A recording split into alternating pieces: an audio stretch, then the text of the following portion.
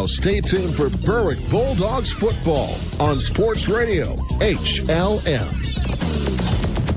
The home of the Berwick Bulldogs, Jim Doyle and Andy Ulickney. WHLM Bloomsburg, WBWX Berwick. The Valley Sports Leader, HLM. Sports Radio HLM proudly presents Berwick Bulldogs football. Brought to you by First Columbia Bank and Trust, with you every step of the way. Welsh's Towing and Repair, towing, recovery, and lockout services. Access Gymnastics Academy in Bloomsburg. Independence Ford, Route 11 in Bloomsburg. S.J. Kowalski Heating and Cooling, the way the earth intended. First Keystone Community Bank, yesterday's traditions, tomorrow's vision. Mason's Monogram Service for all your Bulldog merchandise. Yannick Real Estate, commercial and residential. Preferred Portables, the Susquehanna Valley's leader in portable sanitation services. Robert G. Dent Heating and Air Conditioning in Light Street. Name brand liquidations in the Berwick Plaza on Route 11. Neighbor Fence Company, commercial and residential fencing. Michael Daddio CPA with MD Accounting and Consulting.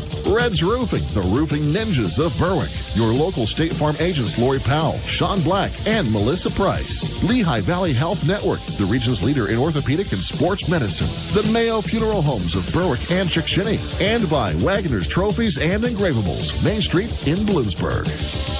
Now, with Andy Ulickney, here's the voice of the Dogs, Jim Doyle.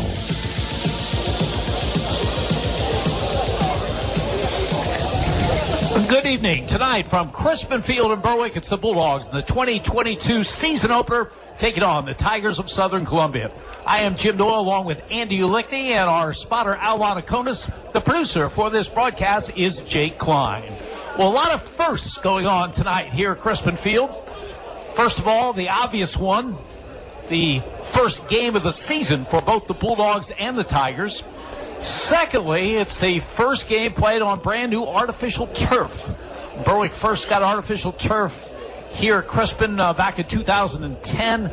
Wore out a little bit, and in May, this new turf, which looks beautiful, was installed. It's also the first game for Mike Bennett as a Berwick head coach. An outstanding player in his days at Berwick, a member of the state championship teams under George Curry in 1992 and 1994, went on to play at Syracuse, came back to Berwick to be a teacher. He's been an assistant coach for 11 seasons under 3 different coaches, but tonight's the first night that he will be the head coach for the Bulldogs. And what a way to start your career, going against a Southern Columbia team that has won 5 consecutive state titles. In those 5 years, Southern Columbia a combined 75-1.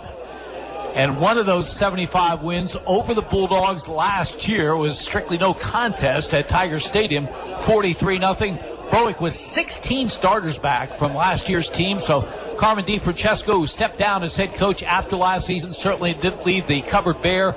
Defensively, they should be very, very strong, and they'll be up against a Southern Columbia team that lost 13 starters to graduation, including the player of the year in Pennsylvania, and Gavin Garcia, who has taken his talents to Kent State University. They lost 4 All-Staters in addition to Garcia. So under normal circumstances with normal programs, that might constitute a rebuilding year, but Southern Columbia is not a normal program, and they are really shooting for what would be a record 6th consecutive state championship. They get it all started with the Bulldogs here tonight. Joining me for the broadcast is a man who is very, very familiar with both of these programs. Andy Ulickney tonight begins his 34th season as the analyst for Berwick football on the radio. In addition, he's the answer to a trivia question, the coach that preceded Jim Roth as the head coach at Southern Columbia. Andy's final year at the helm, the Tigers had a terrific season, 12-1, and won the Eastern Conference Championship back in 1983. Andy, a year ago, this was no contest. We don't know exactly what's going to happen. That's the fascinating thing about sports, but I'd be surprised if it's not a lot more competitive this year. Yeah, I would think so. Berwick was traveling to Southern. It's certainly very different. Southern had, all that talent you mentioned, all staters who finished the season, state champions. championship, finished in the season a tremendously long winning streak until they lost the game to one of the state powers while their quarterback was knocked out and they had to play a freshman. Berwick had to play that opener with a lot of players out with COVID, if we remember. And again, in an opener, and you're losing the experience, and all of a sudden you're playing a Southern, and they start ripping one off, and there's a 93-yard touchdown by Waslowski run against you. Things can spiral out of control. I expect a much more competitive game tonight. Berwick has the defensive personnel to stay in any game against any team this season. That's my opinion. Yeah. But offensively, they have to have more firepower than they did a year ago. In half of their games, 6 of the 12 games they played, they finished 7-5 and made it to the District 2 Quad A semifinals. But in half of those games, they scored 14 points or less. That won't get it done against Southern Columbia. No, nor against the schedule that they play if they want to advance into the district playoffs. But they're aware. They're aware of where the weakness was. They need to establish the power running game. To establish that, you need to establish the line. And they have nice size in there. They average 240 pounds a man. They have some experience coming back. They've really been coaching them up. It was tough early in the preseason, but as things progressed and they got through their final scrim, I think they're pleased with the progress we've seen. I think they have 2 very good running backs, Ryan Bankus and Bo Sheptock.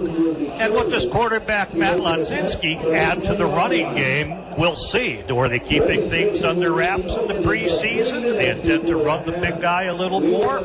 But they know they have to tough it out in order to get their passing game to go, and they could have an outstanding passing game. Lanzinski has a very strong arm, and he has people who can fly down the field or catch it out of the backfield.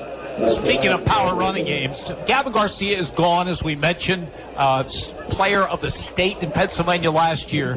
But back are 2 outstanding running backs. You look at their numbers for a year ago, both over 900 yards rushing, Wes Barnes and Braden Waslowski, and both sat out considerable time with injury. So imagine what their numbers would have been. Yeah, they're tough kids, and were other people being keyed on, that helped them. But, in watching them in the state playoffs, Jim, we get to enjoy that run.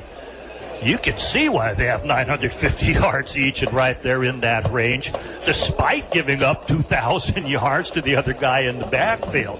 They are tough runners, and they're great defensively as well.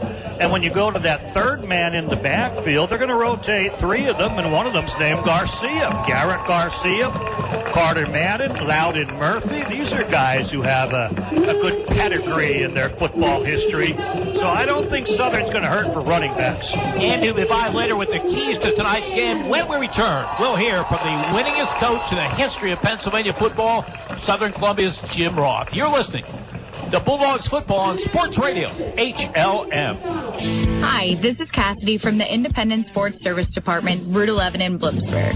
Does your Ford or Lincoln vehicle need service? Having trouble getting an appointment at your usual service center? At Independence Ford, we can and will take care of all your service needs. Regardless of where you purchase your Ford or Lincoln vehicle, our goal is to get you back on the road. Give me a call for an appointment today at 784-1414. Come and get a great deal and total satisfaction. Independence Ford, better people, better prices. Whether it's the heat of the preseason or the heart of the postseason, teams will always get a little boost from playing at home. Speaking of a boost at home, State Farm can boost your savings when you combine your homeowner's insurance with your auto coverage. So score 1 for the home team. Talk to State Farm agents Lori Powell or Sean Black in Berwick, or Melissa Price in Nescapec about big savings for combining home and car coverage. Give State Farm agents Melissa Price, Sean Black, or Lori Powell a call today.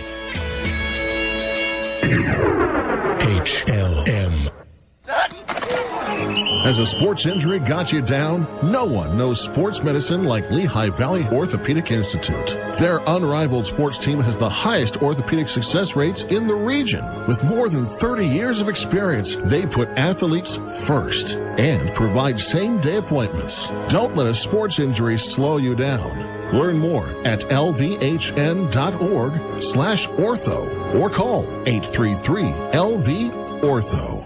Northeast Pennsylvania, it's your home. And no matter what stage of life you find yourself in, what you rely on most is security. When that house becomes a home, the moment you get that new car, when your dreams become a reality, it's times like this when you have to look to the experts for advice and financial peace of mind. They're there with innovative products and services to help you with your financial future every step of the way. Together, they will help dreams and goals become reality. They are more than a bank. They're your neighbor. They are First Keystone Community Bank, member FDIC, and equal housing lender. The Valley's sports leader. This is Berwick High School football coach Mike Bennett. You're listening to Bulldogs football on Sports Radio HLM. Berwick Bulldog football. WHLM Bloomsburg, WBWX Berwick. HLM. Very warm night for the season opener here on this August 26th at Crispin Field as the Tigers of Southern Columbia take on the Bulldogs of Berwick. First appearance between these two teams here since 1965. Berwick won that one 34-13. Southern won last year 43-0. The third meeting about to take place. We talked about Berwick's Mike Bennett in his first game as the Bulldogs head coach. Well, for Jim Roth, it's his 537th game as the head coach for the Tigers. He is, of course, the all-time winningest coach in Pennsylvania history. Roth has seen the tape of Berwick's scrimmage at Whitehall last Saturday morning. Based on that viewing, this is how Jim Roth evaluates the Bulldogs. They appear to be pretty solid in all areas. Offensively, they're running a multiple scheme where line up in an I formation and do a lot of two-back power running oriented plays, and then they'll also get into a four wide receiver set where they're in shotgun and they're running some spread stuff. So, right off the bat, that gives you that situation where you have to prepare for like two totally different schemes and because of what they're doing offensively. Quarterback returns, who throws the ball well, and with Wilk and Kishbaugh and the backs they have a good group of skill players and capable receivers. So, I think they have some pretty good balance offensively, and it appears that the line is a solid group with some size. So looks like a real solid team on offense, and then defensively they're running a 4-3 scheme, which they ran last year. And obviously Kishbaugh is outstanding linebacker, Wilk as a safety, and then I know their middle linebacker, don't have his name right off the top, but the middle linebacker's a returning starter from last year, as are both of their defensive ends, and they even have some interior guys that return. So they have a lot of people back on defense, and they ended up having a winning season last year. I mean, we played them in the opener and didn't follow them too much after that, but they had a competitive team throughout the season, and again, return a lot of people from that unit. So we, especially going up to Berwick, we expect a real challenge, and it's certainly a game we have to be ready for. The opening game there's always an element of unknown also.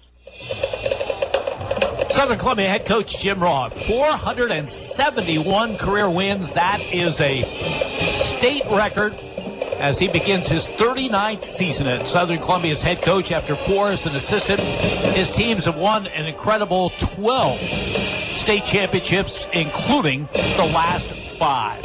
Southern Columbia opening the season here at Crispin Field against Berwick. We'll check the starting lineups when we return. You're listening to Berwick Football on Sports Radio HLM. Digging deeper to make ends meet? Now you can get a 26% tax credit with a geothermal heat pump system from Climate Master. Climate Master geothermal systems tap the constant temperature of the earth to provide heating, cooling, and hot water while keeping your home comfortable all year long. And Climate Master systems are so efficient, you'll save up to 70% on your energy bill. The investment in a Climate Master system quickly pays for itself. Contact your local Climate Master dealer, Robert G. Dent Heating and Air Conditioning in Light Street. Go to robertgdentheating.ac.com. When you think of Wagner's Trophies and Engravables, you may only think of trophies, but we're much, much more than that. We can take care of your wedding gift ideas or gifts for your graduate. T-shirts and commemorative gifts for your company picnic or family reunion. Unique gifts, personalized to your every need. So when you think gifts, think of Wagner's Trophies and Engravables in downtown Bloomsburg. Online at wagnerstrophies.com. HLM. The Mayo Funeral Homes, located at 110 Chestnut Street in Berwick and 77 Main Street in Chickashinny, are proud sponsors of Berwick Bulldog football. The Mayo Funeral Homes, serving all faiths, makes it easier for those you love with pre-arranged funeral counseling, insurance, and pre-financed funerals. Mayo Funeral Homes also offers expert guidance in both traditional and cremation services. Mayo Funeral Homes, perfection in every detail. Yannick Real Estate is your full-service real estate agency. Buying, selling, residential, commercial, multifamily, land, and rental management. Call Yannick Real Estate. Owner Mike Yannick, a veteran himself, served his country and has been serving this area for decades. Mike and his staff will guide you through the real estate process. Veterans, be sure to check the VA loan options. Yannick Real Estate, your full-service real estate agency. 1232 West Front Street in Berwick. Call 759-3300.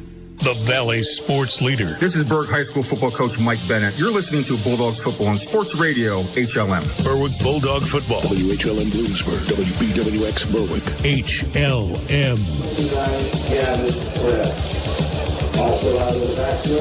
Southern Columbia coming into this game at Crispin Field tonight has not lost a season opener since the 2005 season. They've won 16 straight. That loss in 2005 was to Shamokin. Shamokin was coached then by former Berwick coach. As Carmen DiFrancesco is in the stands watching this one here tonight. Jim Roth in his career, 37-1 in season openers. Here's the starting lineup for the Bulldogs. At the tight end, number 30, Ryan Kerstetter. He's a returning starter from last year's state championship team. 6'1", 185, a senior. When they go to a double tight end, it'll be number 31, Colden Bloom. 6 foot, 200-pound junior. Added about 20 pounds of muscle in the offseason. Played well at a defensive end position last year as a much smaller guy. He should be good to go for a great season for the Tigers. The left tackle is number 64, Logan Sharrow. He is a 6'4", 200-pound senior. Jude Bremagen starts at left guard. He's 5'9", 200 pounds, a sophomore. The starting center will be number 50, Aiden Barkavich, 5'9", 200 pounds, a senior. We'll also, during the course of the night, see junior, number 52, Robert Long, 5'10", 190. Jim Roth thinks it might be the first time in his career that he's ever alternated centers. It's not uncommon for a high school team to alternate at different positions along the offensive line. Usually not at center, but he said they're pretty equal in ability. Quarterback Blake Wise is comfortable with either one, so we're likely to see both Barkavich and Long here tonight. The right guard is number 72, Brett Horton. He's 5'11", 185, a senior. And the right tackle, Chris Treshok, number 74, 6'2", 280, a senior. Horton and Treshok, returning starters from a year ago. At a wide receiver, number 8, Jake Tuzlowski. He's 6'2", 175, a senior. Did not have a single catch a year ago, although he missed considerable time with injuries. So he's taking over for Jake Rose, who was their leading receiver a year ago and has moved on to the University of Pennsylvania. The quarterback is number 10, Blake Wise. Last year as a sophomore, he was thrown into action in that Wow Missing game, week 4, and he ended up really struggling. 4 interceptions. He had a fumble return for a touchdown, but after that, he really grew up, and the last 12 games of the season had only 2 total interceptions. Finished the season 16 touchdowns and 6 interceptions. Blake Wise, 6'2", 155, a junior. At the running backs, at one spot, the spot that was held by Gavin Garcia a year ago, we'll see 3 different running backs. 2 have some experience at the position. Carter Madden's a junior, 5'8", 165, 28 carries last year for 153 yards and 3 touchdowns. And Loudon Murphy, his father Joe was an excellent player in the Southern Columbia system. Loudon is 6 foot 170, a junior. He had 25 carries a year ago for 223 yards and 2 touchdowns. The newcomer to the backfield is Garrett Garcia. His oldest brother, Gage, the all-time leading rusher at Southern. His next oldest brother, Gavin, second leading rusher. When Garrett carries tonight, it'll be his first carry of his career. He has made his reputation on the defensive side, where he set a school record for tackles last year from his inside linebacker spot. Garrett Garcia is 6'1", 195, a junior. At the fullback, number 3, Wes Barnes. He's 5'9", 180, a senior. 956 yards and 14 touchdowns last season. And at the other running back position, number 24, Braden Wisloski. As a sophomore, he won the gold medal in the state in the 100-meter dash. So he is a speedster. He burned the Bulldogs last year with a 92-yard touchdown run from scrimmage. Last year, even though he missed some time with injuries, 944 yards rushing and 13 touchdowns. Now, he had just 3 receptions a year ago. Expect that mark to go up. He is a terrific receiver, and we saw that in the state final against Sarah Catholic. He made probably the best catch in the history of Southern Columbia in a state final. Looked like he was coming back just to break up a play, and a pass that was underthrown came right over the shoulder of the defender, grabbed it, and got in for the touchdown. So those are the starters offensively for the Tigers under Jim Roth, starting his 39th season as head coach. For the Bulldogs, at the tight end, number 6, Rowan Slabinski. 6'3", 215, a senior. He has grown into that tight end position, primarily used as a wide receiver previously in his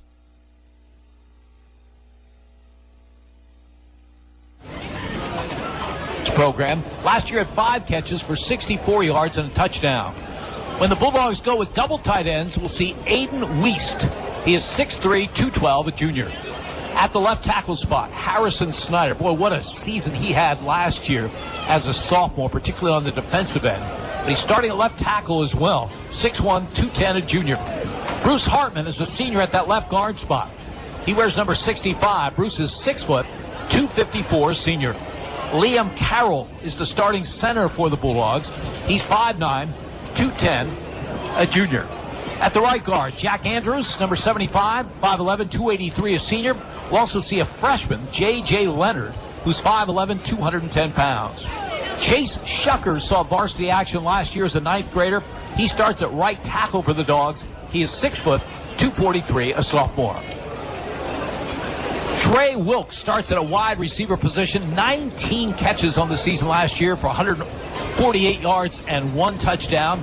We also may see Bo Sheptog, who's primarily going to be a tailback, but he may also play some wide receiver. He was outstanding as a freshman, particularly at the safety position. Bo is 5'10", 168, just a sophomore. The quarterback is a veteran, Matt Lonzinski. He is 6 foot, 217, a senior. Last year completed 46% of his passes for 946 yards.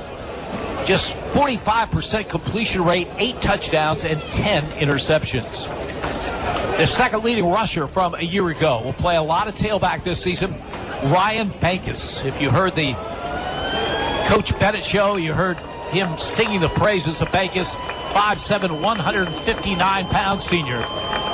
419 yards and 2 touchdowns a season ago. We mentioned Bo Sheptog. He'll see a lot of action at tailback. 20 carries a year ago for an impressive 153 yards and a touchdown. At the fullback spot, Jimmy DeAndrea, 5'10", 178, a junior. And at a flanker, number 4, Spencer Kishbaugh, 6'2", 210, a senior.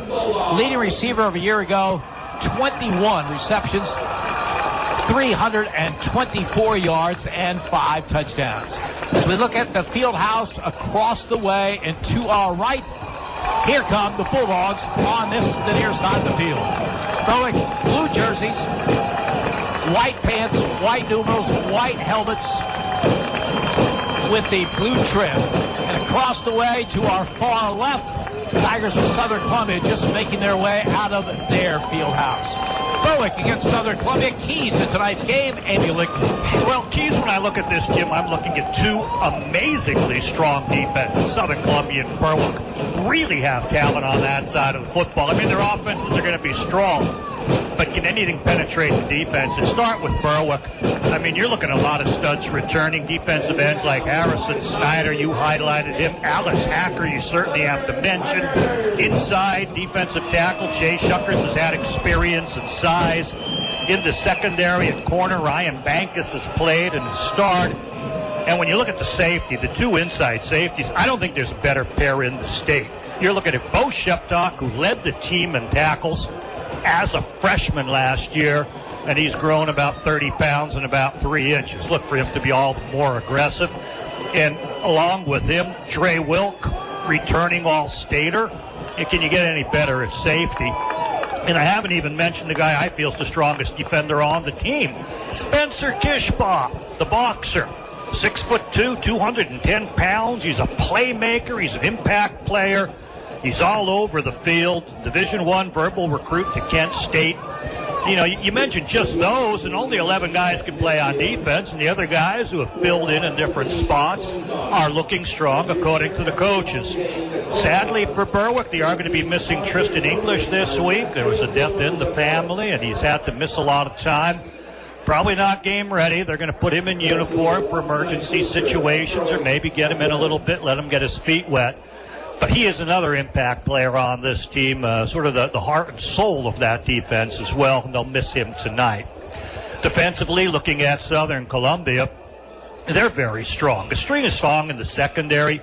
Jake Tusloski, and he's going to be joined by Braden Wislowski, the fastest man in the state. Wislowski just looked so good, they had to play him there, even though he'll play two ways, and Jimmy Roth's not a big fan of doing that. You just keep that talent off the field. Loudon Murphy in at safety is another pedigree player for this team. He'll be good. The defensive front looks quite strong. They lose a little bit in there, but they have the size, and they're always coached well. And while Berwick has that duo of safeties, Southern Columbia has an amazing duo of inside linebackers. You can't beat the talent inside. The benchmark for great linebacking is usually 100 tackles in the year, and you saw Dominic Fedorov do that last year as a freshman. And the guy aside of him, well, he scoffs at the 100-tackle mark. He gets 200 tackles in the year, and that's that other Garcia brother. We're looking at Garrett Garcia, 205 tackles last year from inside. The outside linebackers in their 44 extremely strong as well. Carter Madden had a great game in the States. Wes Barnes had one of the best games I've ever seen for an outside linebacker in the state. Jimmy, it looks like we're getting ready for the opening ceremony, so we'll pause with the keys at this point. I'll turn it back to you. Berwick against Southern Columbia, back with the kickoff. You're listening to Bulldogs Football and Sports Radio, HLM. If you have a child that's interested in gymnastics, or if you've been practicing the sport for years, then Access Gymnastics Academy is where you want to be. Their dedicated coaches will teach you everything you need to know to perform your best, from the basics of flexibility, form, and style to advanced techniques that will improve your rhythm and style during a routine. Call Heidi Rebuck at Access Gymnastics Academy at 570-441-5969. That's 570-441-5969. Now enrolling for beginner to advanced classes at 917 East 7th Street in Bloomsburg. Welsh's Towing and Repair proudly supports the Berwick Bulldogs and wishes them a successful year. Welsh's Towing and Repair has a long tradition of helping. You can call Welsh's 24/7 at 759-9737 if you are in need of a tow, jump start, tire change, are locked out, or to request them on scene if you're in an accident. Welsh's accepts all major insurance and motor clubs, and they offer all types of preventive maintenance and state inspections for cars, trucks, and motorcycles. Welsh's Towing and Repair, South Mercer Street in Berwick, and at their South Center Storage Facility, Columbia Boulevard in Berwick. HLM. Red's Roofing, the roofing ninjas of Berwick. The roofing experts for all of our listening area. With over 30 years experience and great rates, why go anywhere else when Red's Roofing will get the job done right for your roofing, decks, and siding. Specializing in metal roofs, rubber roofs, and shingles. Most of the work is done in one day. Red's Roofing, the roofing ninjas. Now located in Dushore and also serving Bradford and Sullivan counties with owner Harry Titus, a supporter of the Berwick football team and St. Jude Children's Hospital. Call 570-752-4351. When you're planning your next big event, weddings, concerts, church festivals, even construction sites, remember Preferred Portables has you covered. Preferred Portables offers a luxury restroom trailer that even has hot water. Have no power? No problem. They can provide a generator to keep the lights on. Preferred Portables can provide sanitary service to campgrounds, carnivals, parks, parties, and even has an emergency service 24 hours a day. Contact Preferred Portables to learn about event and contractor pricing. Email preferredportables@gmail.com or find them on Facebook at Preferred Portables LLC. Go Berwick Bulldogs! The Valley sports leader. This is Berwick High School football coach Mike Bennett. You're listening to Bulldogs football on Sports Radio HLM. Berwick Bulldog football. WHLM Bloomsburg, WBWX Berwick. HLM.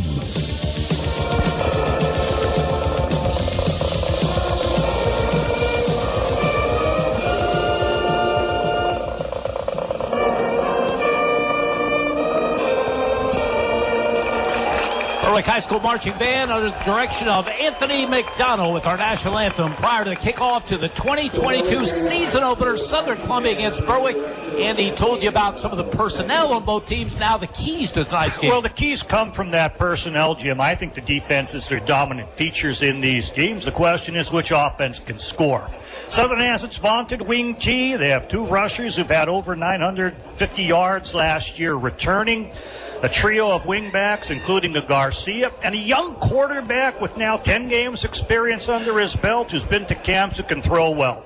I think they have a pretty good chance of scoring some points. Berwick's offense, that's been a little bit more of a struggle in the preseason. They look a lot better in their final scrim, but they need the offensive line to come around. From that, then, they need to develop that running game. They have good runners in Sheptok and Bankus, and they have a good bevy of receivers and this nice returning quarterback as well. Southern Columbia won the toss, deferred to the second half. Isaac Carter, an all-state kicker, a junior, will kick it off for Southern Columbia, and the 2022 high school football season is underway. The kick is very, very high and fielded at the 9-yard line by Ryan Bankus. Tries the left side. He's gunned down at the 16-yard line. We talked all about Southern Columbia's offense and defense, but they are so good on special teams, starting with the kickoff, and their coverage team is great. Brady Arnold among the people down to make the play. They really were. There was a hit, then another hit, then a third hit. Whenever you can pin a team inside the 20-yard line. In high school football, that's amazing coverage. They're marking the football down around the 17-yard line. Berwick offense moving from our right to our left, going against a Southern Columbia defense that lines up with Colton Bloom, Nevin Deal, Chris Treshak, and Tyler Arnold as the front four. We'll check the rest of that defense after this play from the 17. First play from scrimmage, I formation. Call goes to fullback DeAndrea straight up the gut, maybe a yard of the play. Inside linebackers, Andy mentioned them, Garrett Garcia and Dominic Fedorov, both outstanding. Outside, Carter Madden and Wes Barnes. Secondary, Braden Wisloski and Jake Tuzlowski at the corners. Loudon Murphy is the safety. Straight up the middle, wanted to put muscle on muscle, see if the offensive line can move Southern's D front back, but those inside linebackers who we highlighted, so tough, coming so quickly to the ball. It'll be a short 2 game. And a huge development early on. I'll tell you about it after this play. From the 19-yard line, the call goes to the tailback, and Braden Wisloski is all over the play. They'll lose yardage on the play. Bo Sheptok on the carry. But that previous play, we saw Garrett Garcia go off, favoring a leg. Now he is back on, so he was out for just one play. There was a loss of a yard there to the 18, so Berwick's facing a 3rd down and 9. Yeah, really saw people come up, Red and Wisloski all the way from the cornerback and meeting a man in the backfield, pushing Sheptok back. They lost the yard on that. 3rd and 9. Slot to the left, slot to the right. Ludzinski will operate out of the gun for the first time in the game. Has the snap. Fires a quick out to the far side. Has his man Kishball, breaks the tackle, does the first down. And over the 35 out to the 38-yard line. Just a quick out to Spencer Kishball, but he has the size and speed, a tough man in the open field. They're playing off him a little bit. They hope to get more out of his receiving ability, moving into wide receiver this year from tight end. Made a sure-handed catch on a ball really fired out there. Pulled it in, headed toward the sideline, and of course he's a tough runner. Very tough kid. 18 yards on the reception. 1st and 10. Berwick at their own 36-yard line. I formation, wide receiver to either side. Lonzinski under center. First down call, fullback gets it straight ahead and nothing doing. Right at the line of scrimmage. Colton Bloom, we mentioned he put on a lot of muscle in the offseason. He was kind of an undersized defensive end, but still did a great job a year ago. He makes the play on Jimmy DeAndrea. No gain, 2nd and 10 from the 36. And DeAndrea's basically running up over the guard, whereas we see Colton Bloom as a defensive end, down end, 4-man stance. But the quickness to see the play, run inside that quickly and get a piece of the man to stop him for no gain, very impressive play. 2nd down and 10. Berwick at their own 36-yard line. Lonzinski under center. One running back behind him. In motion, Dre Wilk takes the handoff, sweeps the right side, has room, has the first down over the 45 to 47. Dre Wilk last year carried the ball just 8 times, but he has a carry early here, and it's for a first down. Loudon Murphy on the stop from his safety position. Jet sweep, he's in motion from left flanker back, takes the ball and goes. The thing that really set him up well is he's running towards Spencer Kishbaugh, who's going to make that block and take the first defender out of the way. Then Dre Wilk uses his speed and his toughness to extend it to the chains. So the two players Berwick's depending a lot on both sides of the football, Dre Wilk and Spencer Kishbaugh, both make big plays. The Bulldogs 1st and 10 at their own 48-yard line. Offset I behind Lonzinski. Slot to the left side. Lonzinski gives the ball to Bo Sheptock off the right. He has a nice push and goes over midfield to the Southern Columbia 47-yard line. Power play off the right side. Very strong. All blockers in front of him, double down inside on the defensive tackle, kicking out on the defensive end, sending a running back out at the linebacker. Berwick wants to flex its muscles, and they did it right there. Power play, and halfway to the chains. 5 yards for Bo Sheptock. Berwick in Southern Columbia territory at the Tigers' 47-yard line. People not at the game won't notice how the quarterback seems very poised and relaxed. Jim Lonzinski, very comfortable in his position, reading the defense, talking to his teammates before the snap. I formation behind the veteran quarterback. He gives the ball off to Sheptock again, tries the right side, picks up a couple to the 45-yard line. 3rd down coming up. Sheptock on the carry. As Gavin Krebs in on that last stop for the Bulldogs. And what will the Bulldogs do here? It's a 2, kind of a short 2. They've been powering over Southern Columbia. Andy Mills, defensive coordinator for Southern Columbia since I was coaching, has to make a decision here. He often likes to bring the house. A lot of stunting packages in that 4-4. You can switch people around, go left, go right, stunt them all. Watch him to attack the line of scrimmage, and that could stymie a Berwick power play. Double tight end. Aiden Weist is in on the right. Slavinsky to the left. Here's a 3rd down and 2. Southern Columbia showing blitz. The snap is fumbled. The scramble is on. He they moved do it get forward. some forward yardage, maybe a first down. Lonzinski dropped it, I think, seeing the linebackers coming. He sort of headed out a little too soon. Went down, got the ball, realized down in distance.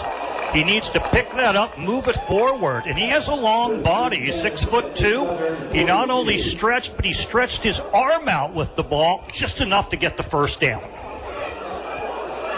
1st and 10 at the 42-yard line.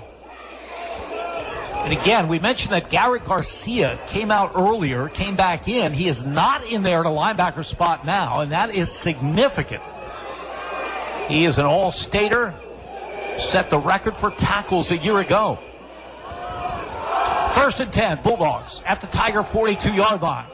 Give on the play. Backus straight ahead inside the 40 to the 39-yard line. Ryan Backus, Dominic Fedoroff, who had an outstanding season, over 100 tackles as a 9th grader last year, makes the play. He was hurt in the state final ACL injury and was only cleared to play the day practice started.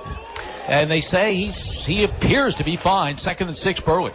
Playing very well. Colden Bloom, again, shot down from his defensive end position to get an arm on the man and slow him down. That allowed then for the rest of the people to catch up, or there would have been much more yardage on that play. 2nd down and 6. Lonzinski under center. Slot to the left side. Give on the play to Bankus again. Room off the left side. Has a Berwick first down to the 31-yard line. Well, this is an impressive-looking drive.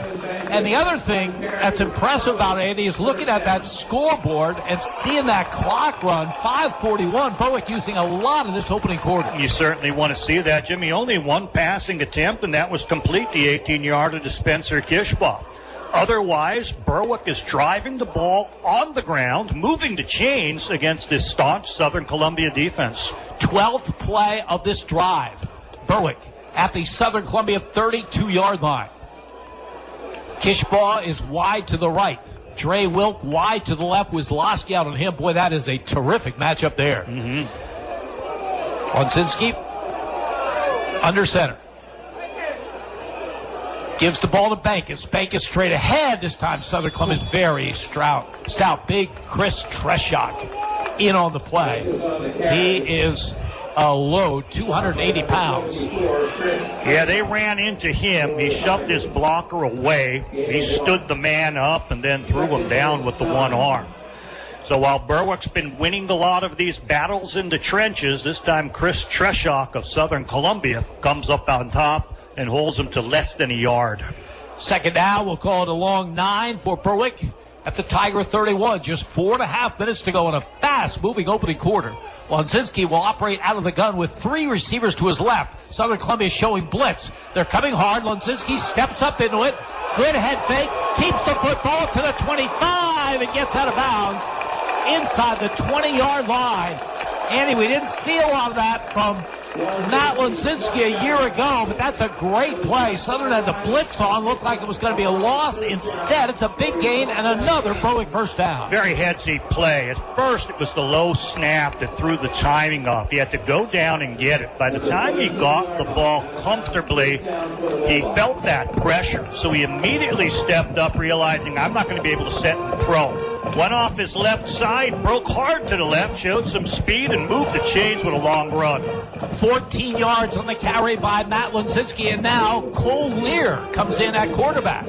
He is under center from the 17-yard line, and he hands off to Bankus. And Bankus off the right side, looks for room, gets about 2 to the 15-yard line. Quarterback change might be because Lonzinski had to do the sprint that he did, Jim. He took a little shot. Of course, you're going to get hit. But they have a lot of faith in Ethan Lear at quarterback. Watched him in the quarterback competition in the preseason. We're seeing Matt Lonzinski return now after his run. Looks like Carter Madden has replaced Gary Garcia at that linebacker position. And looking across the way, we see Gary Garcia sitting forlornly on a bench. Doesn't look like he's come back anytime soon. From the 15 of Southern Columbia. Lonzinski gives the ball to Bankus off the left side, has some room, gets to the 10-yard line before Dominic Fedorov can make the stop. 5-yard burst for Ryan Bankus, who always runs really hard. 3rd and 3. He is running hard, Jim, but the line is doing the job. They double down on the defensive tackle. We're able to get a shield on the defensive end, and until that inside linebacker can shuffle his way outside as the running back is angling, he's going to make the yardage. 3 receivers to the right. Lonzinski out of the gun on 3rd down and 3 from the 10. Matt Lonzinski back to throw. Pump fake. Throws to the end zone just beyond the reach of Dre Wilk, who was open deep in the end zone. There is a flag down on the play. Don't see where the flag is. Looks like where you'd expect holding behind the Berwick line of scrimmage. We'll see. He pump faked and then tried to hit the slant pattern from right toward the goalpost. Dre Wilk was in the area, but a little too hard and a little too far. It is a penalty against the Bulldogs, and it's a big one. This is not a hold. Or is it? Yeah, way behind the line of scrimmage. Takes it all the way back to the 32. That's a 22-yard loss on the play. Wow. Flag didn't seem that deep, but the officials do know where the hold does occur. He didn't take that deep of a drop. About 5 yards, 5 steps, pumped and then through. But in any case, from the point of the hold, they marked off the 15-yard penalty, and Berwick's going to have a lot to make up when they were in scoring position. It was 3rd and 3. Now it's 3rd and 32. How about that? The officiating crew Are they rethinking it? Jay Rowan is the referee. The umpire is John Basic. Chris Basic is the linesman. The line judge is Stan Zaneski. Field judge is Dave Navraki. And Frank McCabe is the side judge. They moved it up 5 yards in Berwick's favor, Jim. I don't know if they marked it from the wrong spot, or instead of 15 yards made it 20, or instead of 15 made it a 10-yard penalty. In any case, a little bit to the advantage of Berwick rather than that long walk-off. 3rd and 20. Lear is in as one of 3 receivers to the right. Empty backfield for Lonzinski. See if Southern Columbia comes after him. They do. Big pass rush. No chance. He's sacked back at the 36-yard line. Carden Madden was the first man coming in, Jim. You mentioned they've moved him inside some, and he came up. The gap he shot was unoccupied, and he had a straight shot at Lonzinski, who had nothing he can do. 4th and long, expect Berwick to punt here. That penalty was a killer, and boy, Andy Mills, the longtime defensive coordinator of Southern Columbia, loves to dial up those blitzes. It's so nice with the 4-4. Not many teams use a 4-man line with 4 linebackers, 2 inside, 2 outside. But you immediately have 4 stunting units where the linebacker can go left, the defensive lineman go right. You make your calls, and it's just so hard to stop.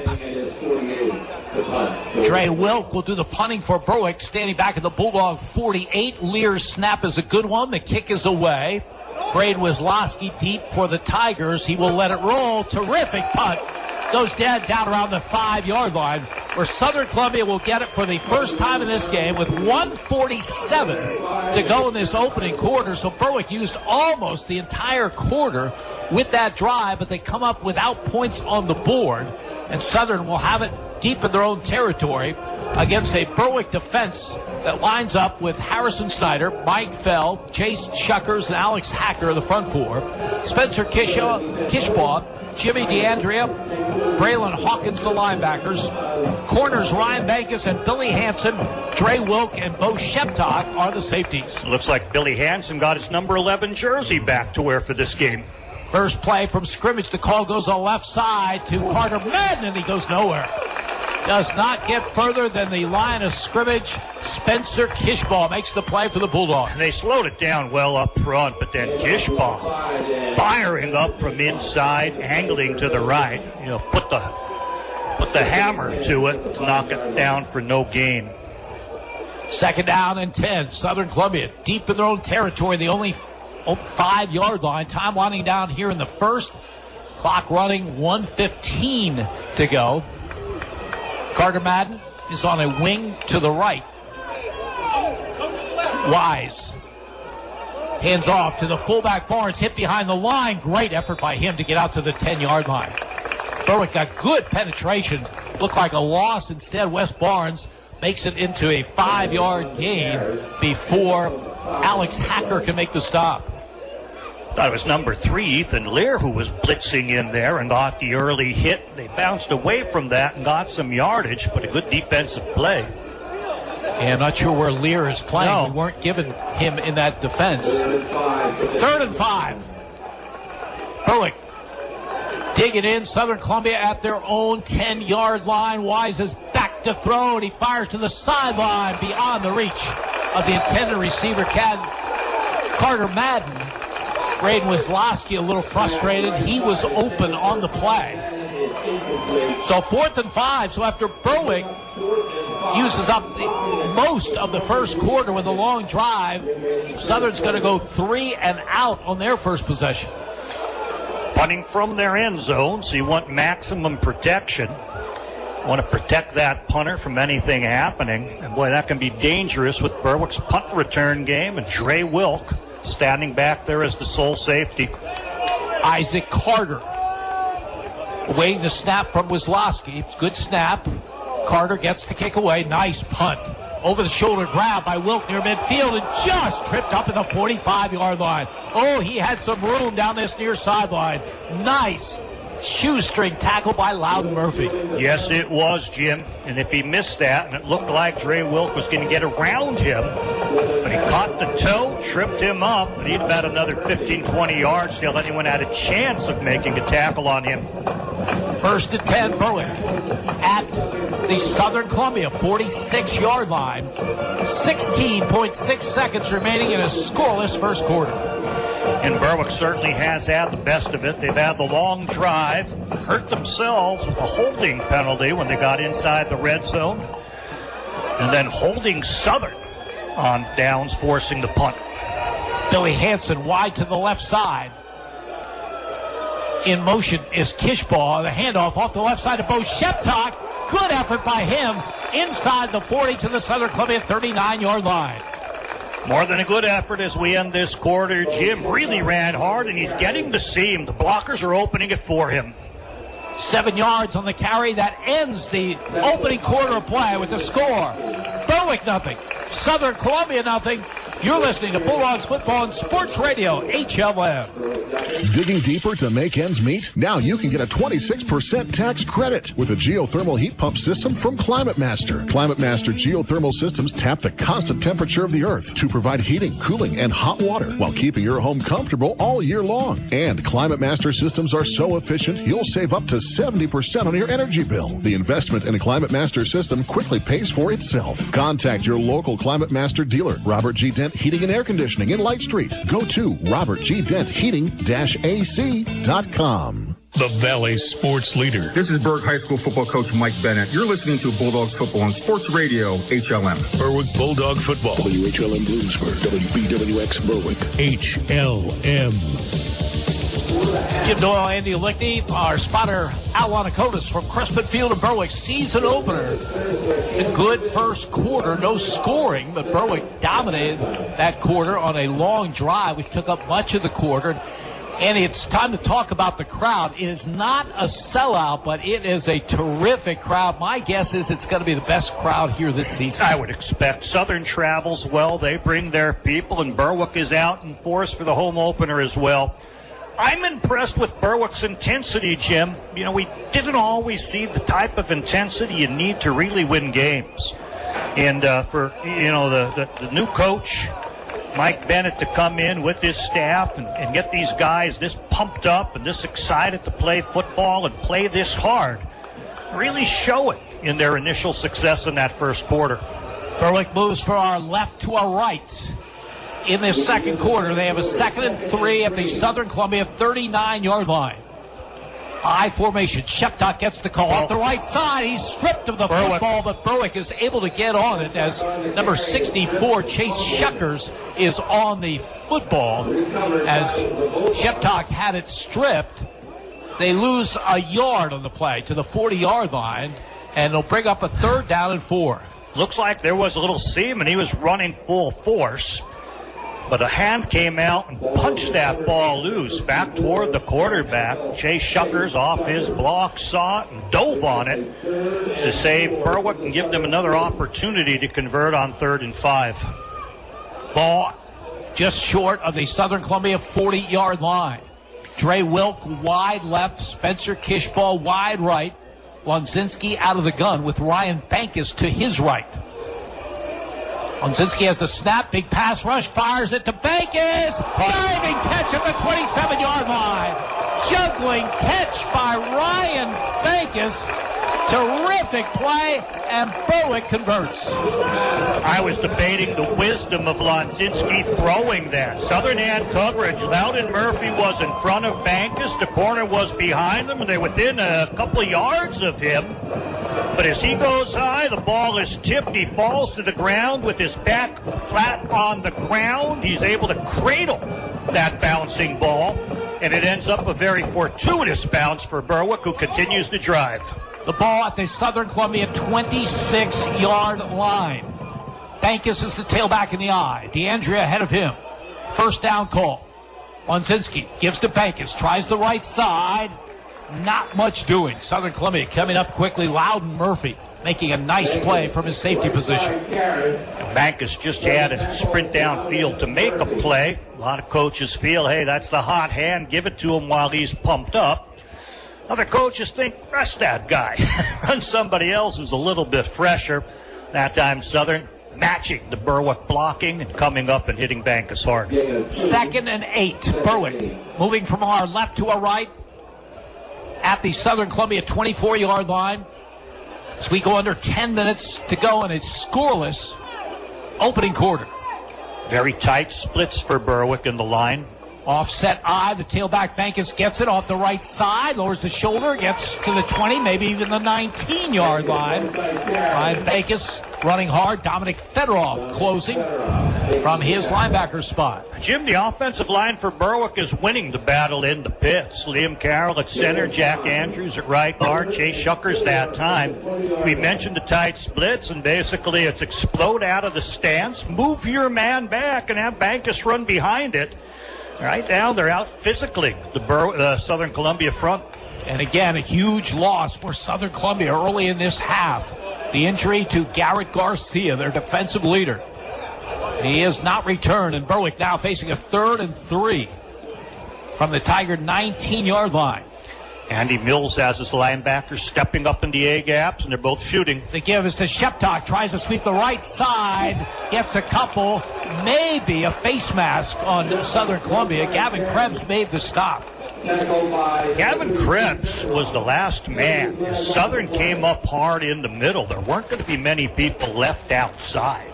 Krebs came up, got the left arm on him, and pulled him down.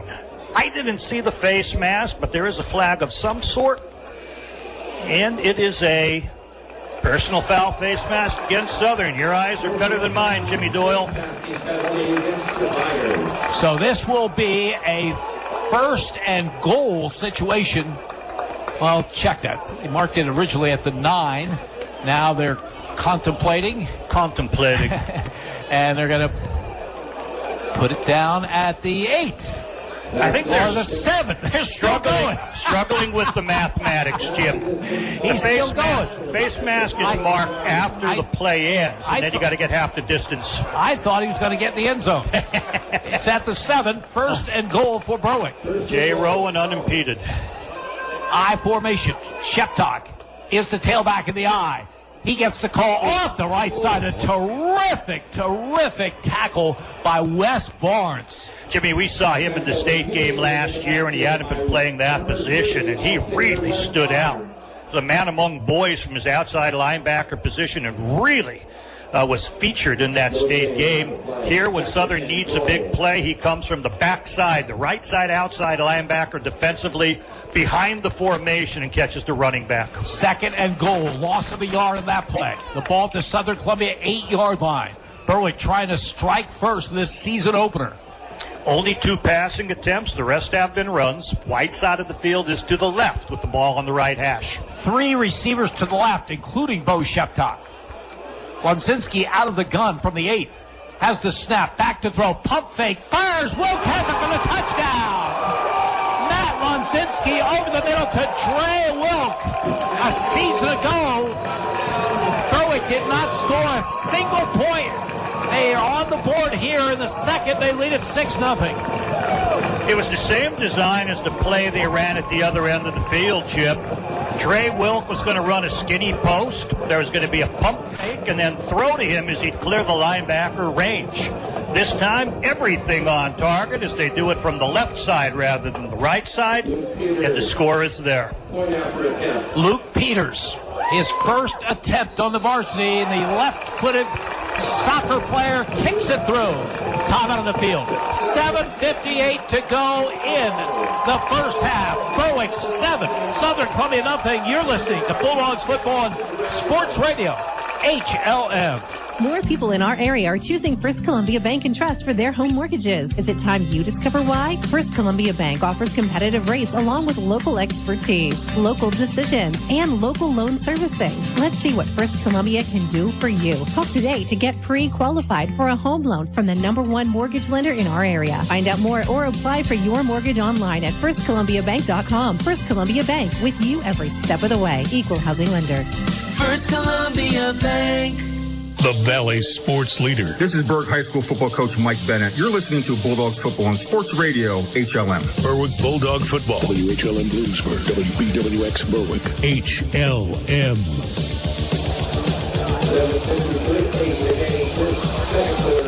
7:58 to go in the opening half. Incredibly, Southern Columbia has run 4 plays, 3 plays and a punt. Berwick leads this one 7-0 as Peters, following his extra point kick, will kick off. Oh boy, nice. Goes to the far side to the 6-yard line. The return out to the 15. Turn in the corner. 25, 30, 35, 40. Still on his feet over the 40-yard line. Down the sideline, 35, 30. Still on his feet, and he's going to go in for the touchdown. Loudon Murphy in for the score. There is a flag on the play. Flag isn't thrown until he's 20 yards from the goal line.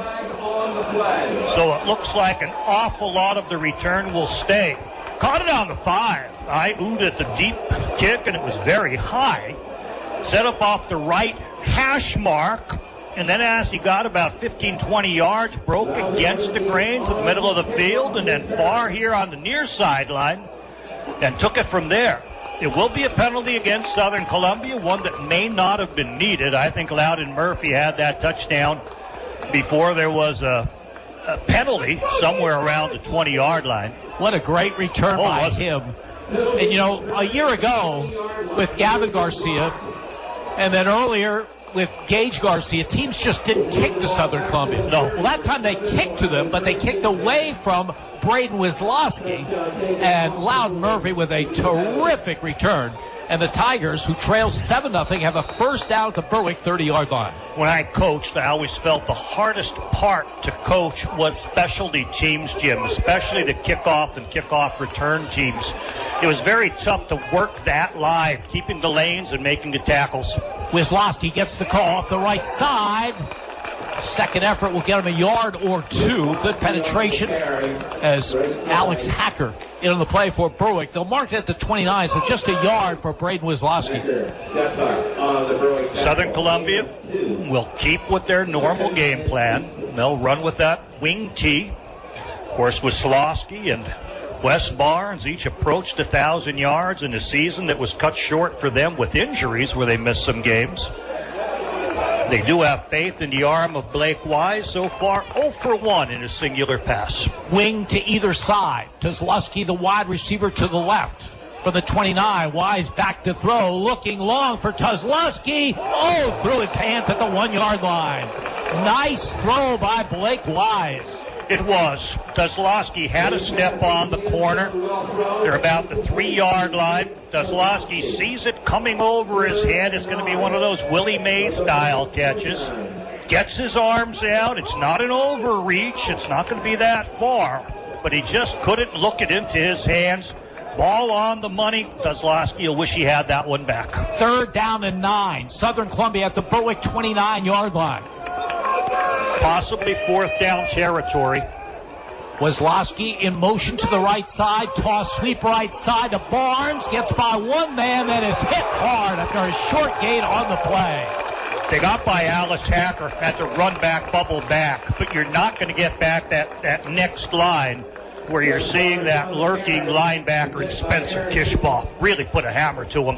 Just a yard for Wes Barnes. So now Southern Columbia, 4th down and 8. They're going for it from the Berwick 28-yard line. Clock running, 6:24 to go in the opening half. Huge crowd on hand. Berwick leading 7-0. Watch for Southern to use this near side of the field. It's the wide side coming to their left. 4th down call. Wise off play action. Back to throw. Looking long for Tuslusky. Threw his hands in the end zone. Incomplete. Berwick takes over. Another pretty good throw by Blake Wise. Right tackle gave the quarterback time. Wise was able to step up. He did put it out there. Tuslusky had to dive, but looked like he might be able to get that ball about a foot or two off the ground. A challenging catch, but couldn't pull it in. So Berwick will take over with 6:05 to go in the first half. The Bulldogs lead at 7-0. They have it 1st and 10 at their own 28-yard line. They have been playing ball control with this offense in this opening half. And you want to do that, keep it away from Southern Columbia's offense, keep your own defense fresh. But also you're creating an enthusiasm. You're creating a belief. You know, a team that got beat by the mercy rule at halftime last year at Southern had to question. Now you're not questioning after this first quarter. Whistles blow the play dead. It was about to be a handoff to Sheptock off the right side. Did Berwick get a timeout before that play? That is the indication. 6:04 to go, opening half. 7-0 Bulldogs. You're listening to Berwick Football on Sports Radio HLM. When you think of Wagner's trophies and engravables, you may only think of trophies, but we're much, much more than that. We can take care of your wedding gift ideas or gifts for your graduate. T-shirts and commemorative gifts for your company picnic or family reunion. Unique gifts, personalized to your every need. So when you think gifts, think of Wagner's Trophies and Engravables in downtown Bloomsburg. Online at wagnerstrophies.com. The Valley's sports leader. This is Berg High School football coach Mike Bennett. You're listening to Bulldogs football on Sports Radio HLM. Berwick Bulldog football. WHLM Bloomsburg. WBWX Berwick. HLM.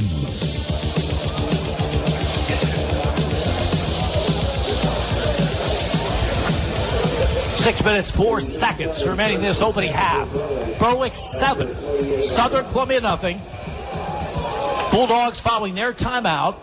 1st and 10 at their own 28-yard line. Offset eye behind quarterback Matt Lunzinski. Lunzinski gives off the right side to Sheptock. Turns the corner to the 35, at the 40, and skips out of bounds over the 45 at the 47-yard line. That's a 19-yard sprint by Bo Sheptock.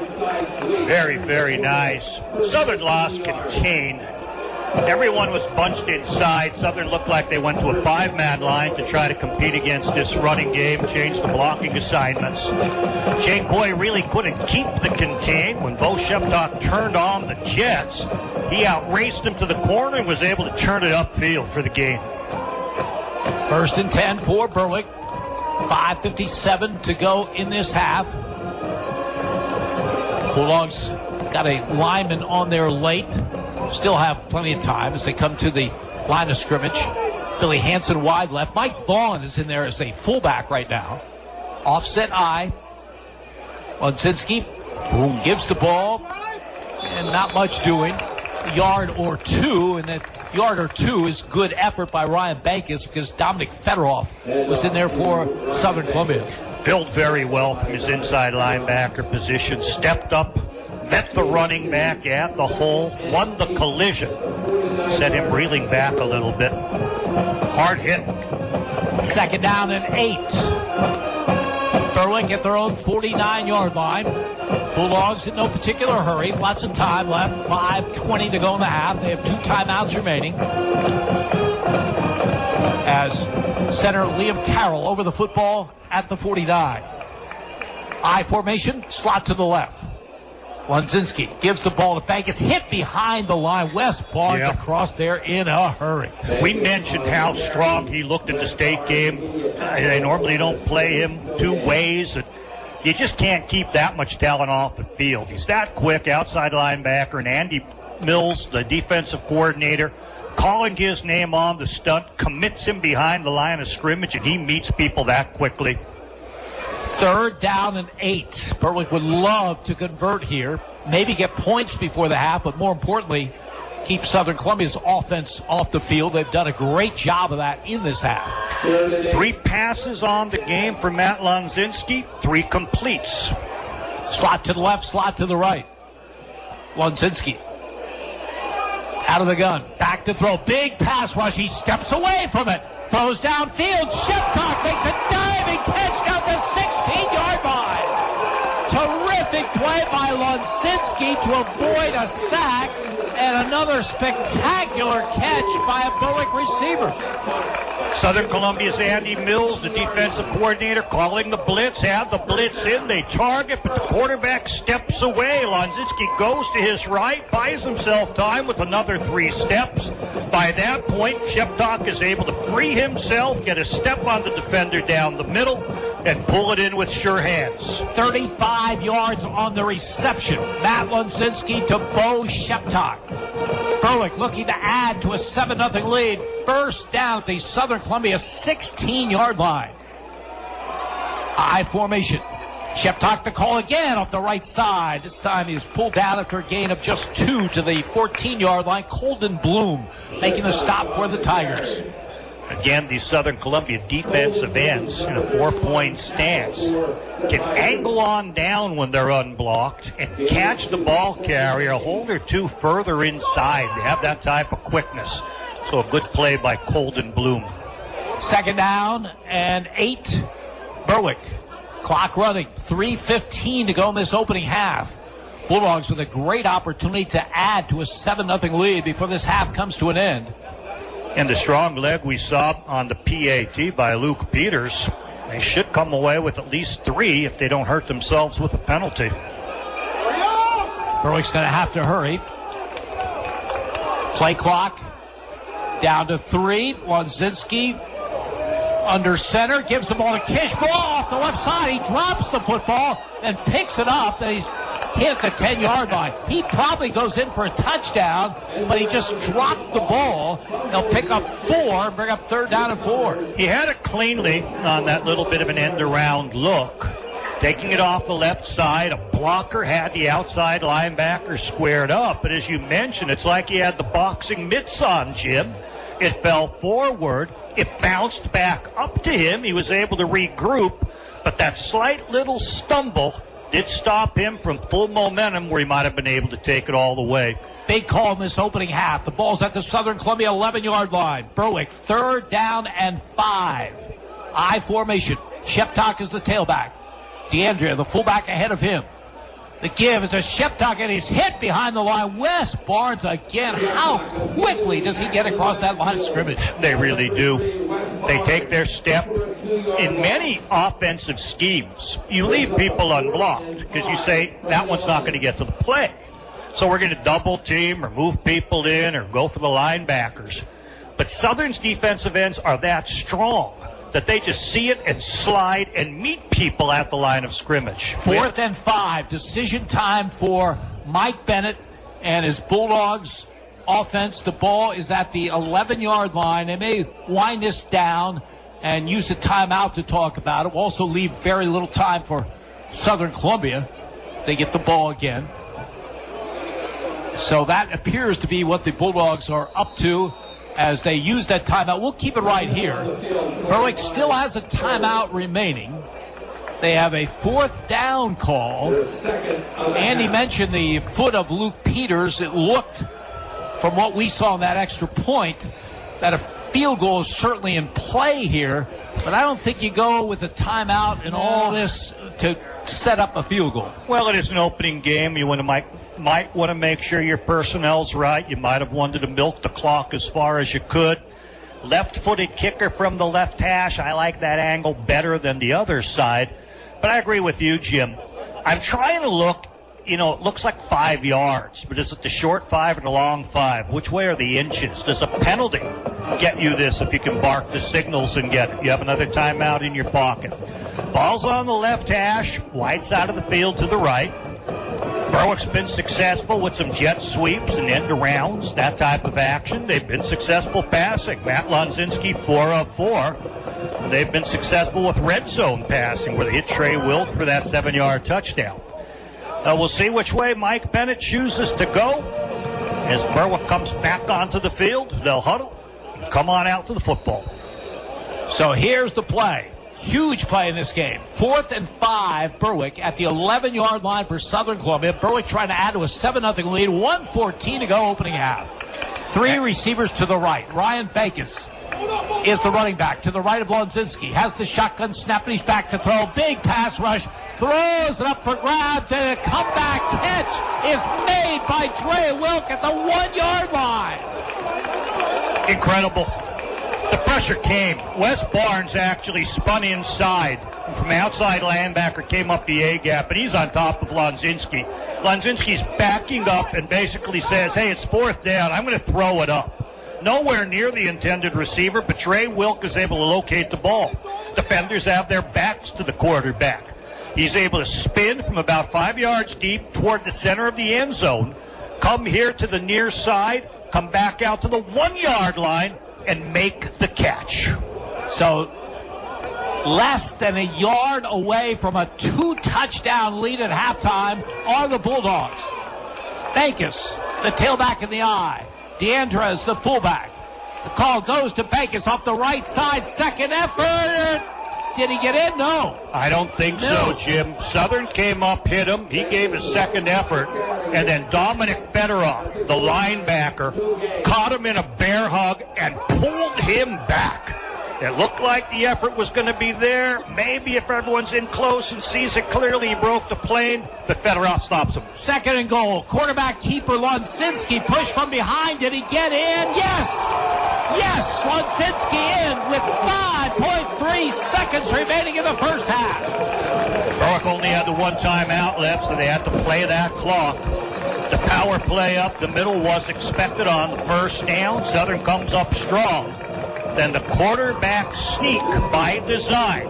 Big quarterback in Matt Lonzinski. He has good size, able to push behind center Liam Carroll with a 6 foot, 275-pound, 17-pound frame, and he gets in. Luke Peters will attempt the extra point. Snap, placement, kick is up, and the kick is good. Time on the field, 5.3 seconds to go, opening half. Berwick 14, Southern Columbia nothing. You're listening to Bulldogs Football on Sports Radio HLM.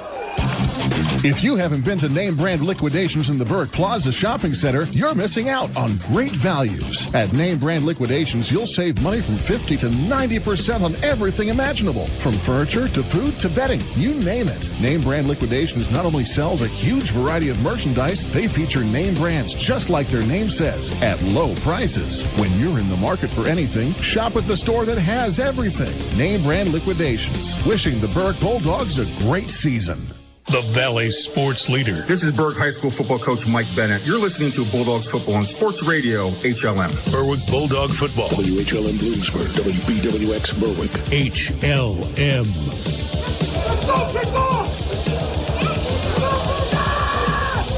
Berwick now with a 14-0 lead as they have completely dominated this first half of play before the huge crowd at Crispin Field. 5.3 seconds to go in the half.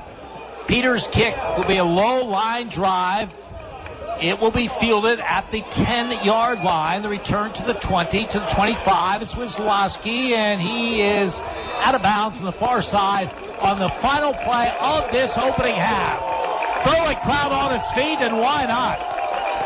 Berwick 14, Southern Columbia nothing. Stay with us at halftime. We have a very, very special guest. You want to hear from him. But it's 14-0 Bulldogs at the break. You're listening to Berwick Football on Sports Radio HLM. Northeast Pennsylvania, it's your home. And no matter what stage of life you find yourself in, what you rely on most is security. When that house becomes a home, the moment you get that new car, when your dreams become a reality, it's times like this when you have to look to the experts for advice and financial peace of mind. They're there with innovative products and services to help you with your financial future every step of the way. Together, they will help dreams and goals become reality. They are more than a bank. They're your neighbor. They are First Keystone Community Bank, member FDIC, and equal housing lender. Neighbor Fence Company has fencing for where you want it, serving Columbia, Montour, and Luzerne counties. Neighbor Fence provides top-quality residential and commercial fencing, vinyl, chain link, wood, aluminum, and ornamental fencing, plus vinyl railing and specialty products. Neighbor Fence Company, 1140 State Route 239 in Wapwallopen. Call 570-752-4423 or visit them online at neighborfencecompany.com. Neighbor Fence Company is a proud sponsor of local youth athletic teams. HLM. S.J. Kowalski Heating and Air Conditioning sells comfort. Since 1972, S.J. Kowalski understands the importance of doing business locally. They service what they sell and take pride in customer satisfaction. S.J. Kowalski is a trained comfort specialist, a Lennox dealer, and they are Northeastern Pennsylvania's premier dealer of Mitsubishi ductless mini-split systems. S.J. Kowalski also sells and installs energy-efficient Renai water heaters and geothermal systems. Call 1-888-KOWALSKI and ask about special promotions and zero-interest financing. In other high school action, it's Central Columbia over Shikellamy, 7-0. That's in the second quarter.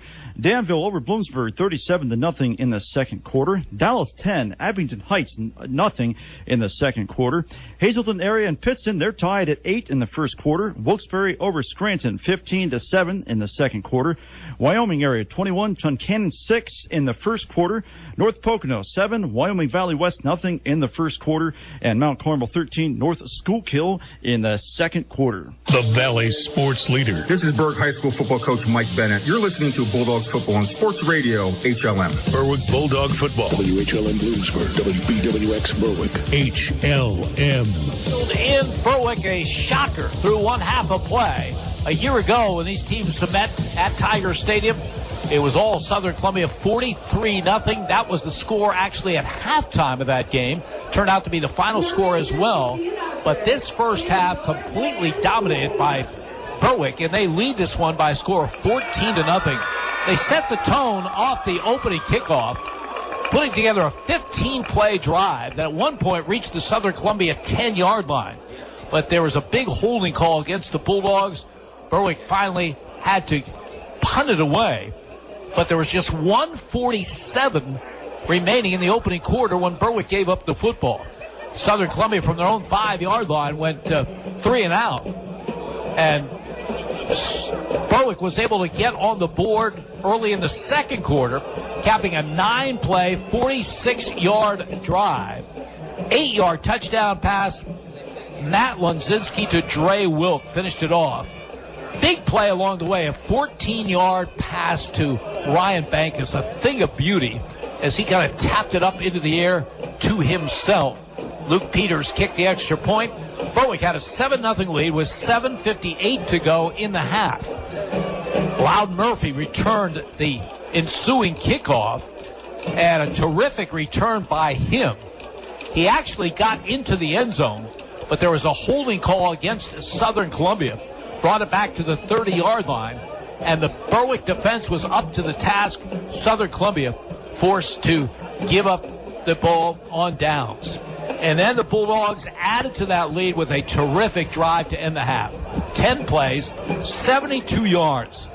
Matt Lunzinski, the quarterback, on a keeper with 5.3 seconds remaining in the half. Big plays along the way. A 19-yard run by Bo Sheptok. A 35-yard pass from Lunzinski to Sheptok. Another terrific juggling catch by a Berwick receiver. And that wasn't the last great play by a Berwick receiver on the drive, because Berwick faced a 4th down and 5 from the 11, and Lunzinski was blitzed. He kind of threw it up for grabs, and somehow Dre Wilk was able to make the catch, setting up Berwick first and goal. Lunzinski capped it off with 5.3 seconds to go. Peters with the extra point, and Berwick leads here at the half by a score of 14-0. Well, I'm sure a lot of people listening out there saw a terrific documentary on WVIA television this summer. And that documentary was Agnes at 50, Life After the Flood. Debuted this past June 23rd, just a very, very well done. And the person who put that all together, documentary filmmaker Al Manelli, is our guest here at halftime. And I guess, Al, that leads to the question, what are you doing here? Well, first of all, thank you for having me. Thank you for the Agnes plug.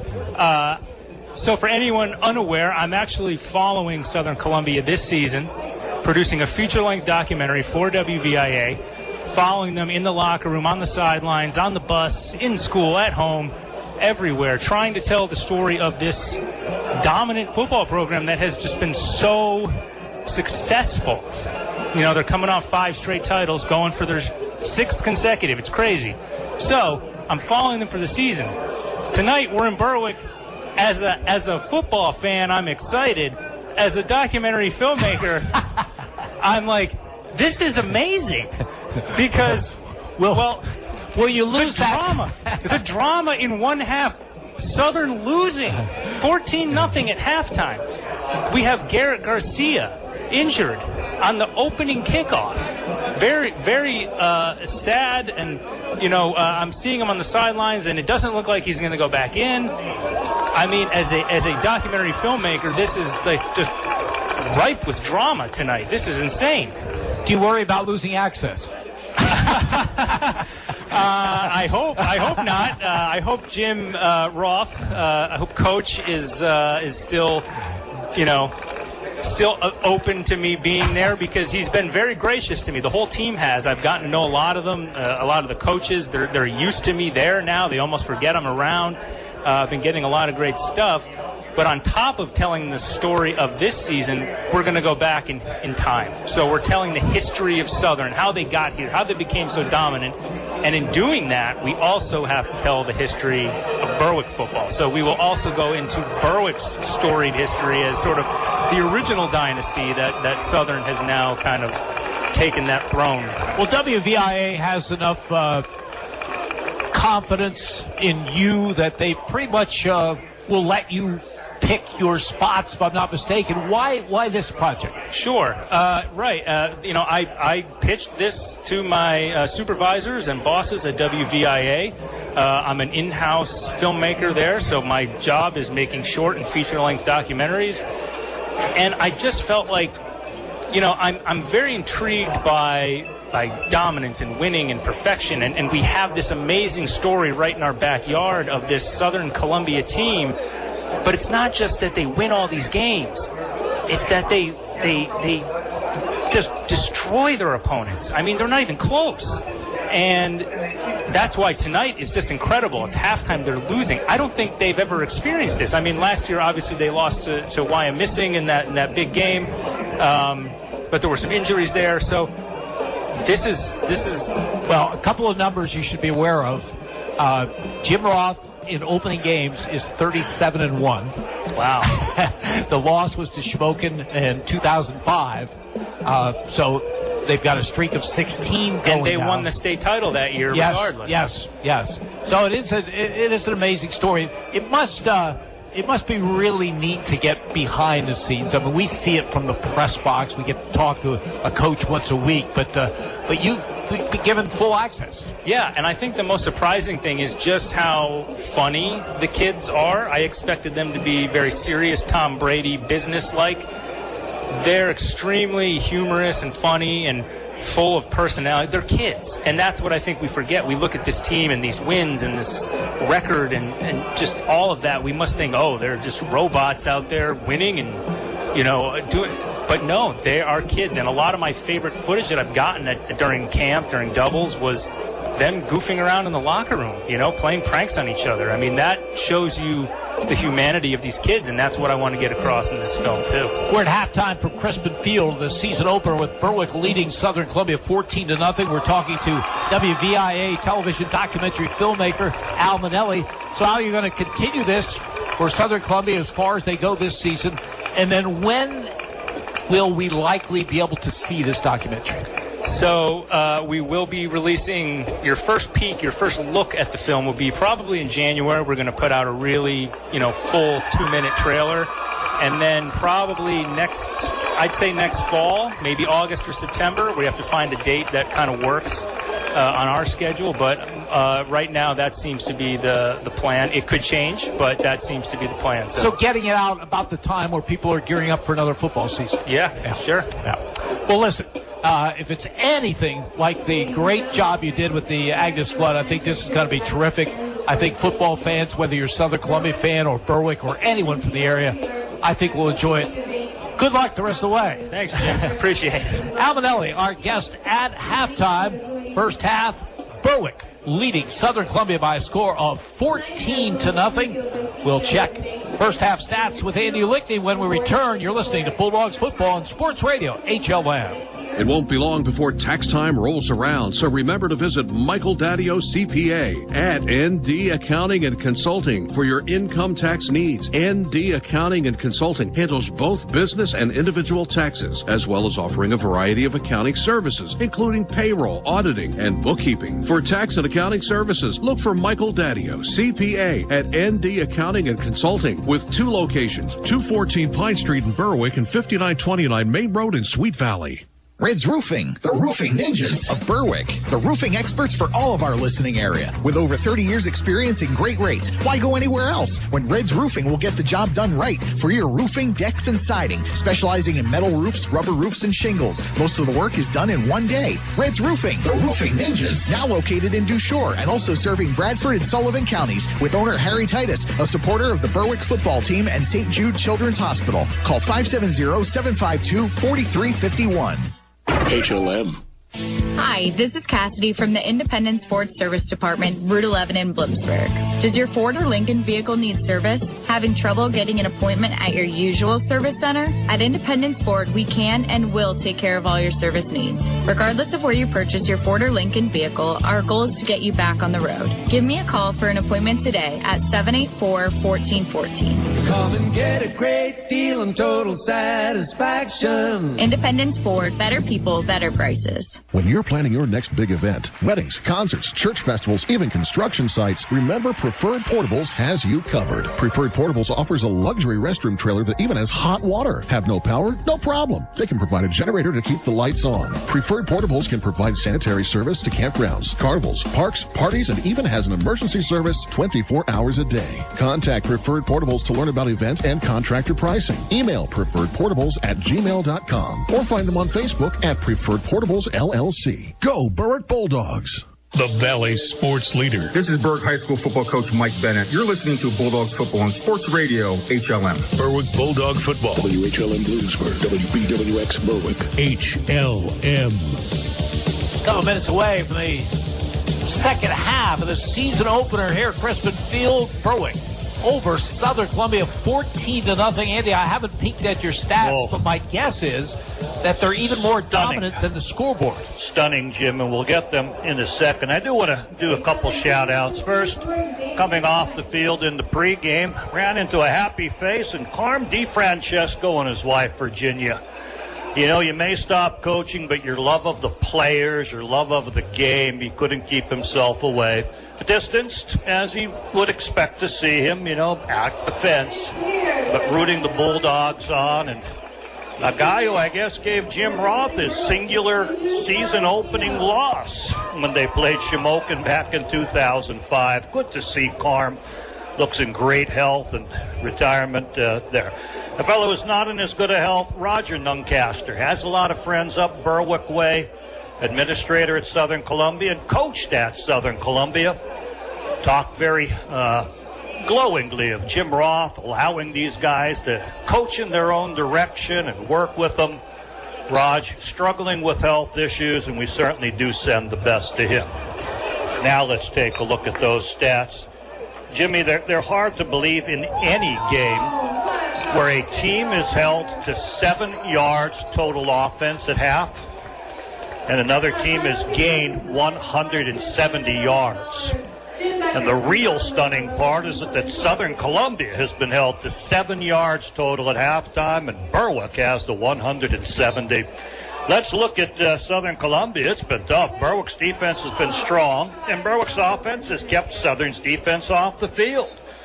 4 rushes for 7 yards, 0 for 3 passing for Southern, and a total of 7 yards. So you're looking at 3 passes, 4 runs. That's 7 plays. You're not going to have much offense when the defense limits you that strongly. West Barnes has 3 carries for 6 of the yards. Brandon Wasilowski, 1 tote for 1 yard. I thought I had Carter Madden for 1 and 0, but I was talking with Mitch Rupert here at halftime, who studies the game a lot more closely than I do in the stats. And he has this Barnes and Wasilowski with just 7 yards out of that vaunted wing tee. Jimmy Roth will hope for more, and certainly more offensive plays. Blake Wise is 0 for 3, but he deserves better numbers. He had 2 balls in the hands of receivers. If they could have made the catches in the end zone, he's looked solid. And again, it's hard to stay in a rhythm, though, with only 3 passing attempts and only 7 offensive snaps. So it's been very tough going for Southern here in the first half. For Berwick, 85 yards in the air, 85 yards on the ground. In the air, Matt Lonzinski has done a real nice job passing. He is 5 of 5. Some of them have been some wonderful catches.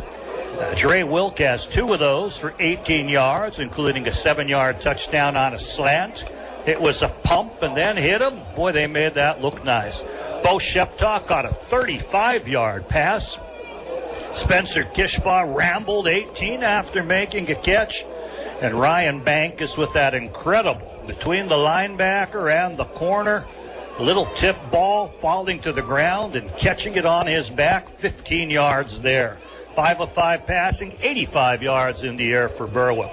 On the ground, 27 carries for 85 yards, and they've been dominating the ground game. The offensive line is up to the task of pushing Southern, getting their double teams, moving people out of position. Southern Columbia's Garrett Garcia, the team's all-time or season-leading tackler, holding the record 105, injured very early in the game. We haven't seen him. Southern doesn't have his physicality, but Berwick's also playing without Tristan English, their top linebacker. So looking at the Berwick running game, Bo Sheptock at this point is 11 carries for 44 yards. Ryan Bankus has 8 carries for 20. Dre Wilk on a little end around, 1 for 12.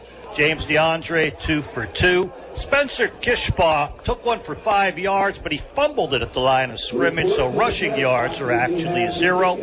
And Matt Lonzinski, 4 carries for 7 yards. Jim, statistically, and by what we've seen, it's been a mismatch. But this is Southern Columbia, and they're getting ready to receive the ball after a rather hearty pep talk, I'm sure. Berwick will be kicking off. Southern Columbia moving from our left to our right. Wes Barnes joins Braden Wisloski deep for Southern Columbia as Luke Peters in his debut as a kicker for Berwick off the soccer team, 2 for 2 in extra points. And this first possession of the second half can really be huge. If Berwick can keep Southern Columbia off the board, get the ball and start loading up that offense, keeping possession again, going to be a long second half for Southern Columbia. So a key drive coming up. We do see Tristan English on the kick coverage team for Berwick as Peters approaches the ball and the officials blow it dead. Not sure why. They may not have got all the whistles and signals that we want to start. There was lightning. Lightning? No. Which could mean a 20-minute delay until 30 minutes. Yeah, 30 after the last bolt, it seems. So you redo the start. Southern's walking their way, the players on the field, toward the half house. Berwick heading toward the half house. And Jim, I hope you have a lot of stories. Well,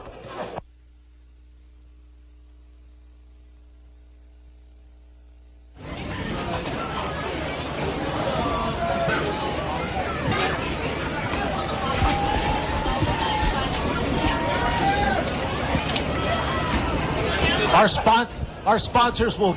Our 22-year-old staff of youngsters.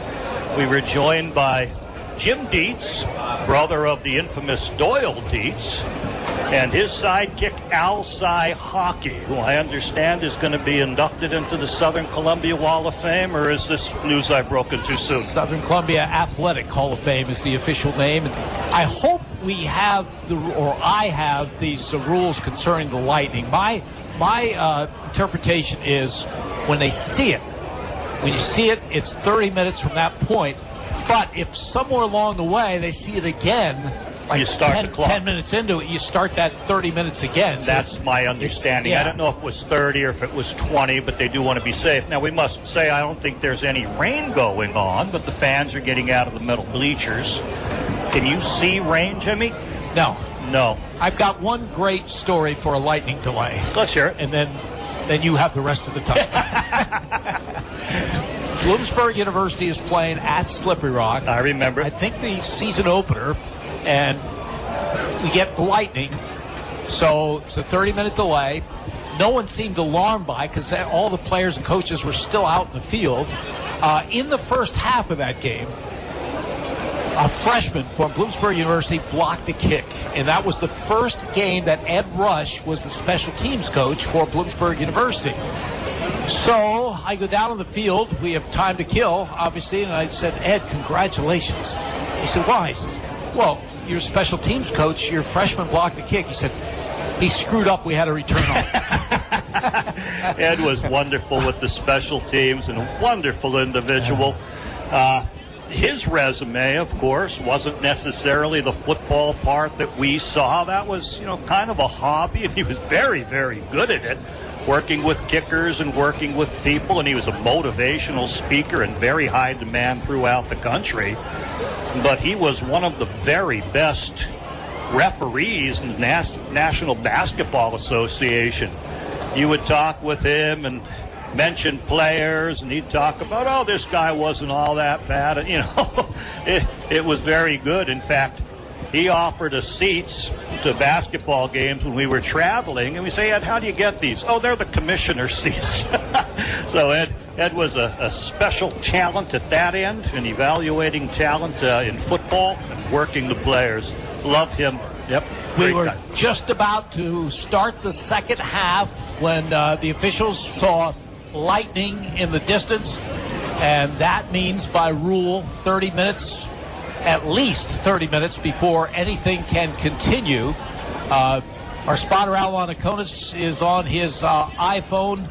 The forecast is for heavy rain and thunderstorms for the next 60 minutes. Well, they're not here. We don't want to hear that. Al, of course, was a superintendent at Southern Columbia. And I heard that a chance winner, 50-50 winner, was the current superintendent, Jim Becker. Heard his name called out over the PA as winning something. So I don't know if that should be allowed, or I don't know if Brendan Hinkle, who kicked for Berwick last year, should win that contest, kicking the field goal at halftime. Automatic. He did, by the way. Yeah. So we are at halftime. Berwick leading Southern Columbia 14-0. You're listening to Bulldogs Football and Sports Radio, HLM.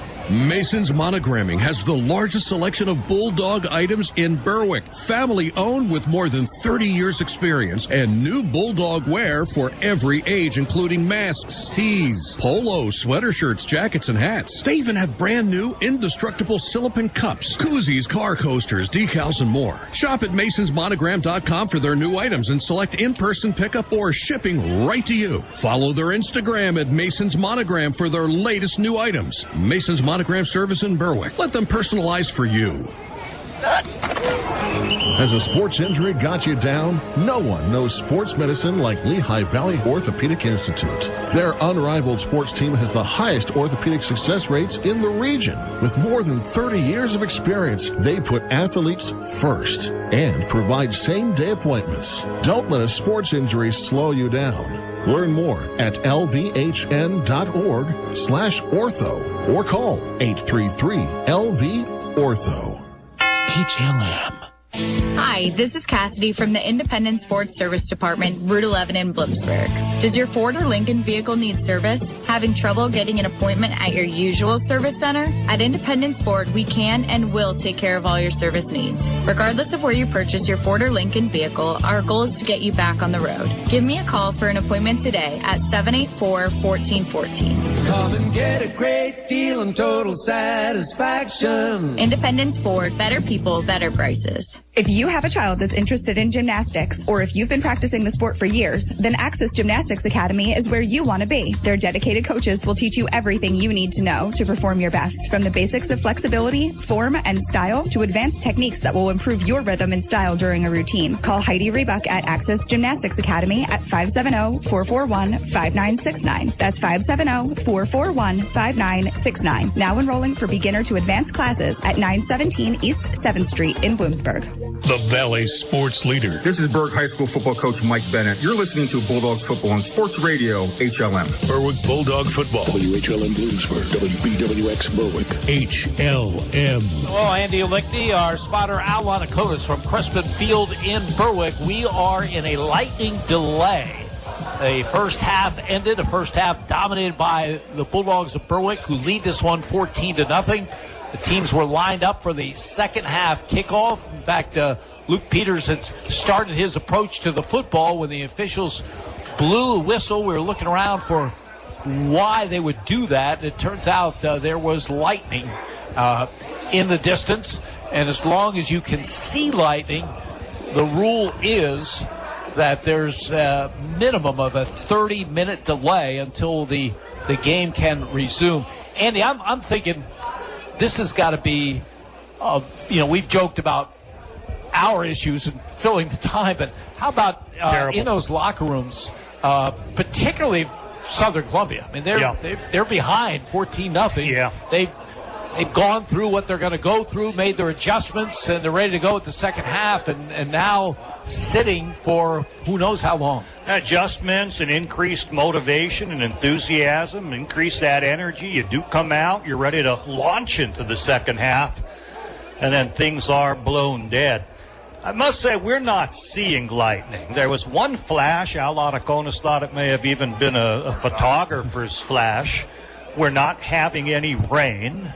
They did ask people to leave the metal bleachers, so they're down on the concourse or behind. And it was a large crowd, so to fit them in, it seems like the concession stands are doing very well.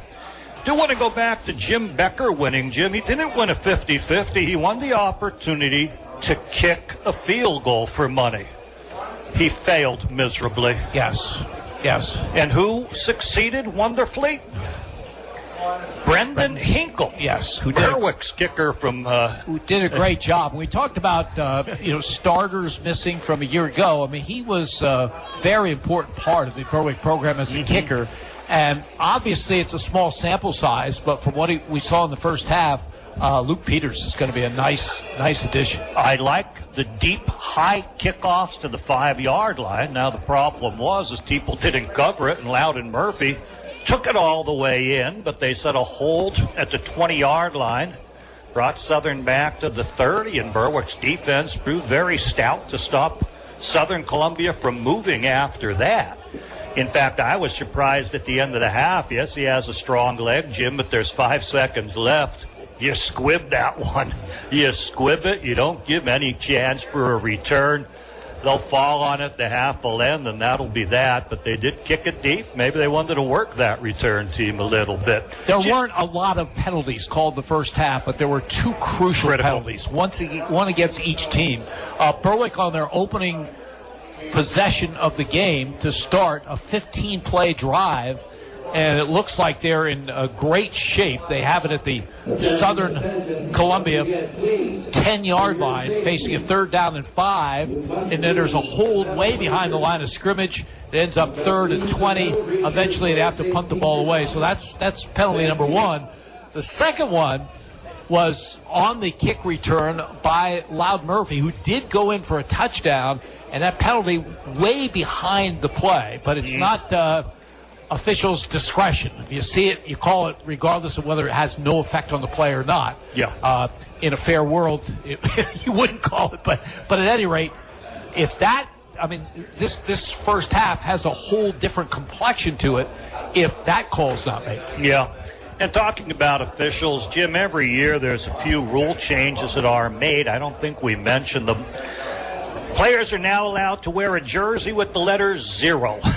There's been a real push among players in the last decade at every level to get the single digit. So by adding another single digit of a 0 in there, it certainly keeps players happy. We haven't seen it yet, but I'm sure they'll be ordered in the future.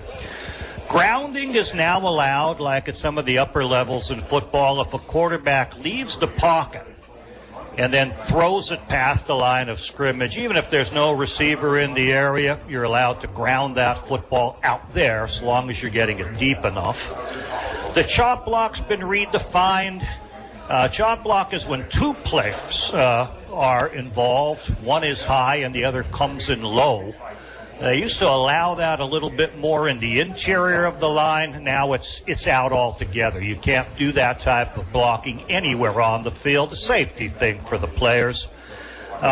Any game official can change the football in use. It used to be that it was only done by the referee, but I imagine in wet weather games it became cumbersome, and now any official can get that ball that's dry from the sideline and change it on in. And they've extended the player boxes if people want. This is where the players must stay on the sideline. It's a yard or so from the sideline, but it extends down to the 25-yard lines. But with COVID, they were extending that so that players could spread out a little bit further, and they said, well, why not keep it?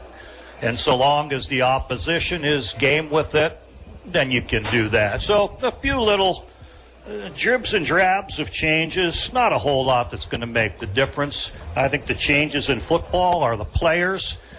And we see a change in coaching here with Mike Bennett coming in, and wow, what a good start he's off to, Jimmy. Ben Willis just sent a text. He says, Lightning Tracker has the storm over Bloomsburg, moving very slowly east. And Ben, always the optimist, says this is going to take a while. Ben, our producer back at WHLM at the studios. Actually, Jake is the producer. But Jake is the producer today, and Ben is in charge of all the producers and technology. We've worked with Ben for decades now, and he's the best. Well, we'll keep it through this delay, and then we'll try to come up with a plan B. But this is, if you're just joining us, we're at halftime from Crispin Field in Berwick. It's the opening game of the 2022 season for both Berwick and Southern Columbia. Berwick with a terrific first half, leading this one by a score of 14-0. But right before the second half kickoff, officials noted Lightning by rule. That's a 30-minute delay. And we'll tell you what's going on with an update when we return. You're listening to Berwick Football and Sports Radio HLM. Welch's Towing and Repair proudly supports the Berwick Bulldogs and wishes them a successful year. Welch's Towing and Repair has a long tradition of helping. You can call Welch's 24/7 at 759-9737 if you are in need of a tow, jump start, tire change, are locked out, or to request them on scene if you're in an accident. Welch's accepts all major insurance and motor clubs, and they offer all types of preventive maintenance and state inspections for cars, trucks, and motorcycles. Welch's Towing and Repair, South Mercer Street in Berwick, and at their South Center Storage Facility, Columbia Boulevard in Berwick. More people in our area are choosing First Columbia Bank and Trust for their home mortgages. Is it time you discover why? First Columbia Bank offers competitive rates along with local expertise, local decisions, and local loan servicing. Let's see what First Columbia can do for you. Call today to get pre-qualified for a home loan from the #1 mortgage lender in our area. Find out more or apply for your mortgage online at firstcolumbiabank.com. First Columbia Bank, with you every step of the way. Equal housing lender. First Columbia Bank. Hi, this is Cassidy from the Independence Ford Service Department, Route 11 in Bloomsburg. Does your Ford or Lincoln vehicle need service? Having trouble getting an appointment at your usual service center? At Independence Ford, we can and will take care of all your service needs. Regardless of where you purchase your Ford or Lincoln vehicle, our goal is to get you back on the road. Give me a call for an appointment today at 784-1414. Come and get a great deal and total satisfaction. Independence Ford, better people, better prices. The Valley Sports Leader. This is Berwick High School football coach Mike Bennett. You're listening to Bulldogs Football on Sports Radio HLM. Berwick Bulldog Football. WHLM Bloomsburg. WBWX Berwick. HLM. No.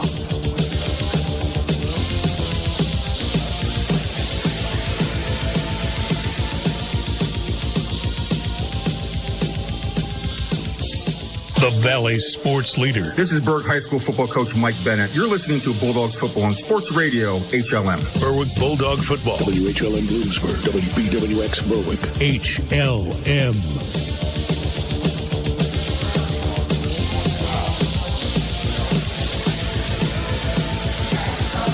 We're at halftime from Crispin Field in Berwick. Berwick leading Southern Columbia 14-0, but we are in a lightning delay. We figured it was about 8:05, somewhere in that range, when the officials called it. We are starting to see some heavy winds here at Crispin Field for the first time. So we don't know how long this delay is going to go. We've played through one half of play, and I will check around while we have a break coming up to see if anyone knows the answer to this question. The question is, if the game is not able to be continued tonight, what is the contingency? But 14-0 is the Berwick lead, and now we'll send it back to the studios of WHLM with some music. played by Jake Klein. Jake? The Valley sports leader. This is Berwick High School football coach Mike Bennett. You're listening to Bulldogs football on Sports Radio HLM. Berwick Bulldog football. WHLM Bloomsburg, WBWX Berwick. HLM.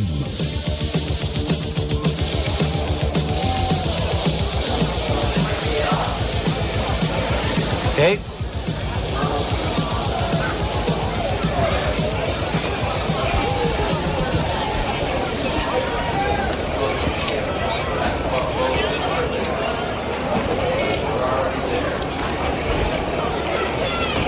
Jim Doyle, Andy Lichty, our spotter Al Anaconis from Crispin Field in Berwick. We are back after a long delay, not quite 2 hours, but going on. It was about 5 after 8 when we were ready to kick off the second half of this game with Berwick leading Southern Columbia 14-0. The officiating crew spotted lightning, and by PIAA rules, that means at least a 30-minute delay. And then within that 30 minutes, if lightning hits again, you just start that 30-minute clock again. So we went through a couple of those, but they put 7.5 minutes up on the clock now. So in that amount of time, we will be ready to kick off with the resumption of this game. Hard to believe, Andy, or it's hard to fathom just what a delay like that means to a locker room. I mean, from a Berwick standpoint, it's obviously a better situation with the lead at 14-0. From Southern Columbia's standpoint, you're getting ready for the second half, and you've made the adjustments that you think you need to make.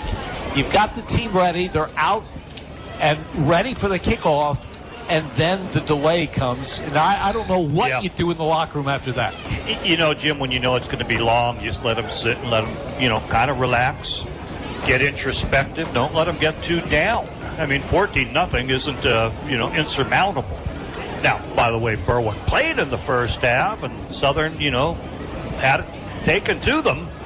You'd say it could be insurmountable. But things have happened, and we've talked that the handful of delayed games we've seen and done, games that were continued another day that had 25-point leads, ended up being lost. So, what does this delay do? How does Southern react? Does Berwick maintain its intensity? That's the thing that impressed me. They came out shooting off the ball from their stances in the offensive line. Runners are running hard, blocking hard, moving Southern back. Now, Southern Columbia's had some setbacks.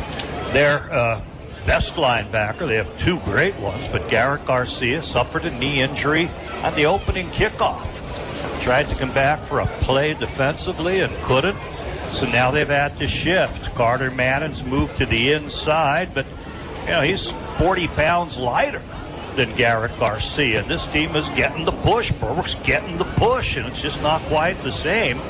Gavin Krebs is in there at the outside linebacker where we've seen Carter Madden, but it's different. And we also understand Loudon Murphy, the safety for Southern Columbia, isn't going to be out for the second half. It seems he suffered a concussion, and you don't mess with those.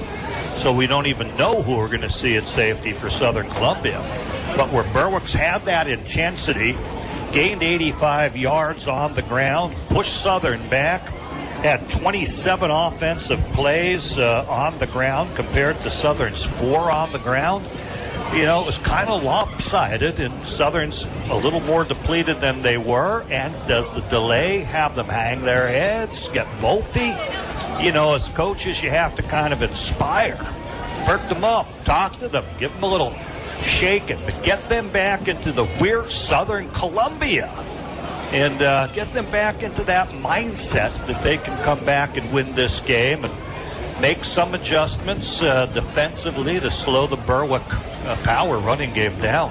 I don't think a delay is good for either team, but if I'm Berwick and played the kind of half that they did, I don't even want a halftime. I want the game to continue right from there. So it couldn't have been a real positive for them.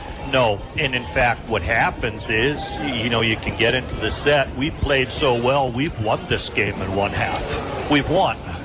And, boy, you get in that and someone comes out and punches you in the mouth, all of a sudden it's a different ballgame. We saw a tremendous return. That was Loudon Murphy, who took one back to the end zone, but a hold well behind the play brought Southern out, or this would be just 14-7. And if Southern could duplicate that, receiving this kickoff, you're back to a nail-biter between two tremendous football teams. Matt Linsinski, the quarterback for Berwick, struggled a year ago. 45% pass completions, 8 touchdowns, 10 interceptions. He played very, very well, I thought, in that opening half, but he also got some great support. There were 2 catches, one by Ryan Bankus, one by Bo Sheptog, which were as good a catches as we saw all last season for Berwick. So he got support. He does, and these are top-notch players. Dre Wilk had 2 catches. He's a returning All-Stater, more for his defense, but offensively he can make things happen. Had a great carry in the game, too. Sheptok's juggling catch, and sometimes things tip your way. That wasn't that far from being tipped away from him or intercepted by the guy in front or the guy behind, but he comes down with the big play.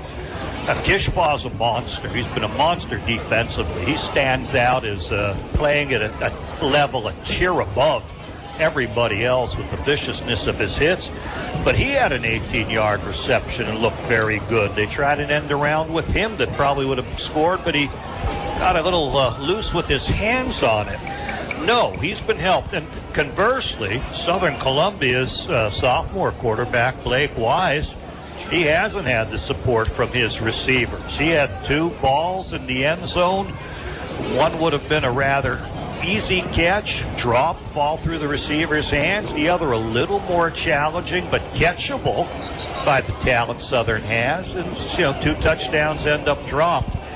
So, it's a play here, a play there, and things turn around. And where are the team's psyches? What's the level of enthusiasm after sitting as long as they have? One team having taken it on the chin in the first half, the other team dishing it out in the first half. But again, which way does the second half go? We'll see. We talked in the first half about what a terrific crowd it was. It's not the same crowd, but a lot of people have hung around, even on the Southern Columbia sideline. So we'll see how it goes in this second half. Again, 14-0 is the Berwick lead as they completely dominated that first half and did what a team wants to do against Southern Columbia, but very seldom is able to accomplish it. And that is run the offense, use a lot of time. Even the first possession where Berwick didn't score, they used up almost the entire first quarter. There was just 1:47 left in the quarter when they finally gave up the ball on downs. Yeah, they dominated the game physically with their offensive line, the blocking, and then the blocking of the backs as well. The question with Southern Columbia, they've had great defensive players. They're a little hurt now in this game where some of the key players are set back, and they were pushed around physically. When you're pushed around physically, there aren't that many adjustments you can make. You have to respond physically to it, and we'll see if they can do that in the second half. Southern Columbia will be moving from our left to our right as we view things here in the third quarter. Luke Peters set to kick off for Berwick. Braden Wisłowski and Wes Barnes deep for Southern Columbia. Both very dangerous, and we saw Loudon Murphy, who had been in the return game, take one into the end zone, but had it called back on a hold behind the play. Now, Luke's been kicking very well, kicking deep down to the 5, has Luke Peters, and strong on his 2 PAT attempts. But it's dangerous here early in the season where your coverage teams have to take on great returners, and Southern has them. So after about an hour and 45-minute delay, we're underway as the kick by Peters is very, very high. Bounces at the 15, taken at the 10 by Wisłowski. Tries to get outside left, turns that corner. 30, 35, 40, 45, still on his feet out near midfield. Braden Wisłowski turns on the speed. Terrific return by him. And Southern Columbia in business for their first possession of this second half. Billy Hansen makes the tackle for Berwick. He finished it, but it was Luke Peters, the kicker, who has to play the safety and be the last man. It was able to angle around the 40-yard line and force him up that sideline, slowed things down before it could be finished. Tigers 1st and 10 from midfield. A wing to either side. Blake Wise, the junior quarterback, under center. Gives the ball off the left side to Wes Barnes, and Barnes with a pretty good burst near the Berwick 45-yard line before Ryan Bankus can make the stop from his corner position for Berwick. Just about 5 yards on that. You saw the intensity there. Southern Columbia certainly has it. You give it to Wes Barnes, you're going to get the best effort all the time. He runs with a lot of authority. Second down call. Backs in an open set, wing to the right side. They give us to Wisłowski. Spins by one man, then pinballs down to close to a first down yardage near the Berwick 40-yard line. Southern pulled their left guard and got a real nice block on the trapping play. That should be Jude Bremigen, who gave the kick out, opened the inside lane for Wisłowski, and Southern does move the chains, playing a little bit more inspired football than we saw. Early third quarter, Berwick 14, Southern Columbia nothing. Tigers 1st and 10 at the Bulldog 40-yard line. Give off the right side. Barnes is in trouble. He'll lose yardage back to the 44-yard line. Berwick swarms to the ball. Yeah, I think the first hit up inside was by Spencer Kishbaugh. So where Southern was very physical on the first two plays, Kishbaugh and the Berwick defense responds, meets him in the hole, bounces him back, and then 3 or 4 other Berwick players respond, and it results in a 4-yard loss. Dre Wilk also in on that play. Second down and 13 at the 43-yard line. Wing to either side. Wise off play action, back to throw, looking long down the far side of the field. Double coverage. Pass goes incomplete, and 10 and 4 Wisłowski. Berwick covered it very, very well. Spencer Kishbaugh and Dre Wilk. You hope that with Southern Columbia, run the out and up with Wisłowski on the left side, that you can beat the initial coverage. But Spencer Kishbaugh has great reaction time. He's also very tall. It's tough to get it over him, even if you have the step.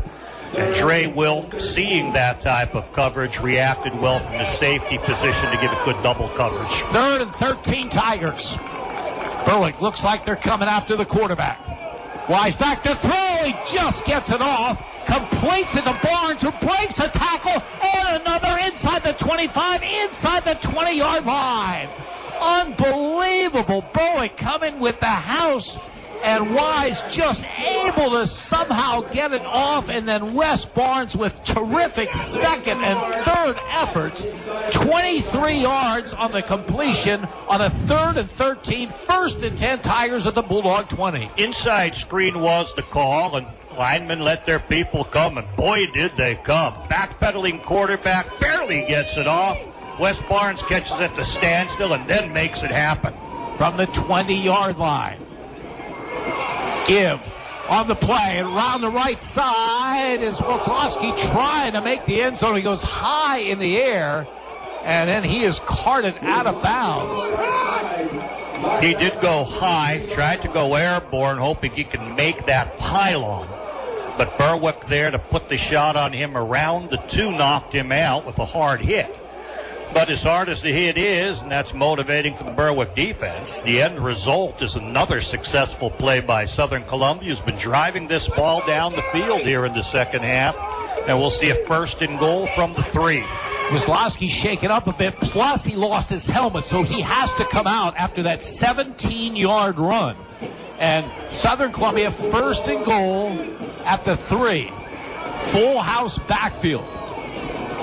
Carter Madden is one of those running backs. He gets the call up the middle into the end zone for a touchdown.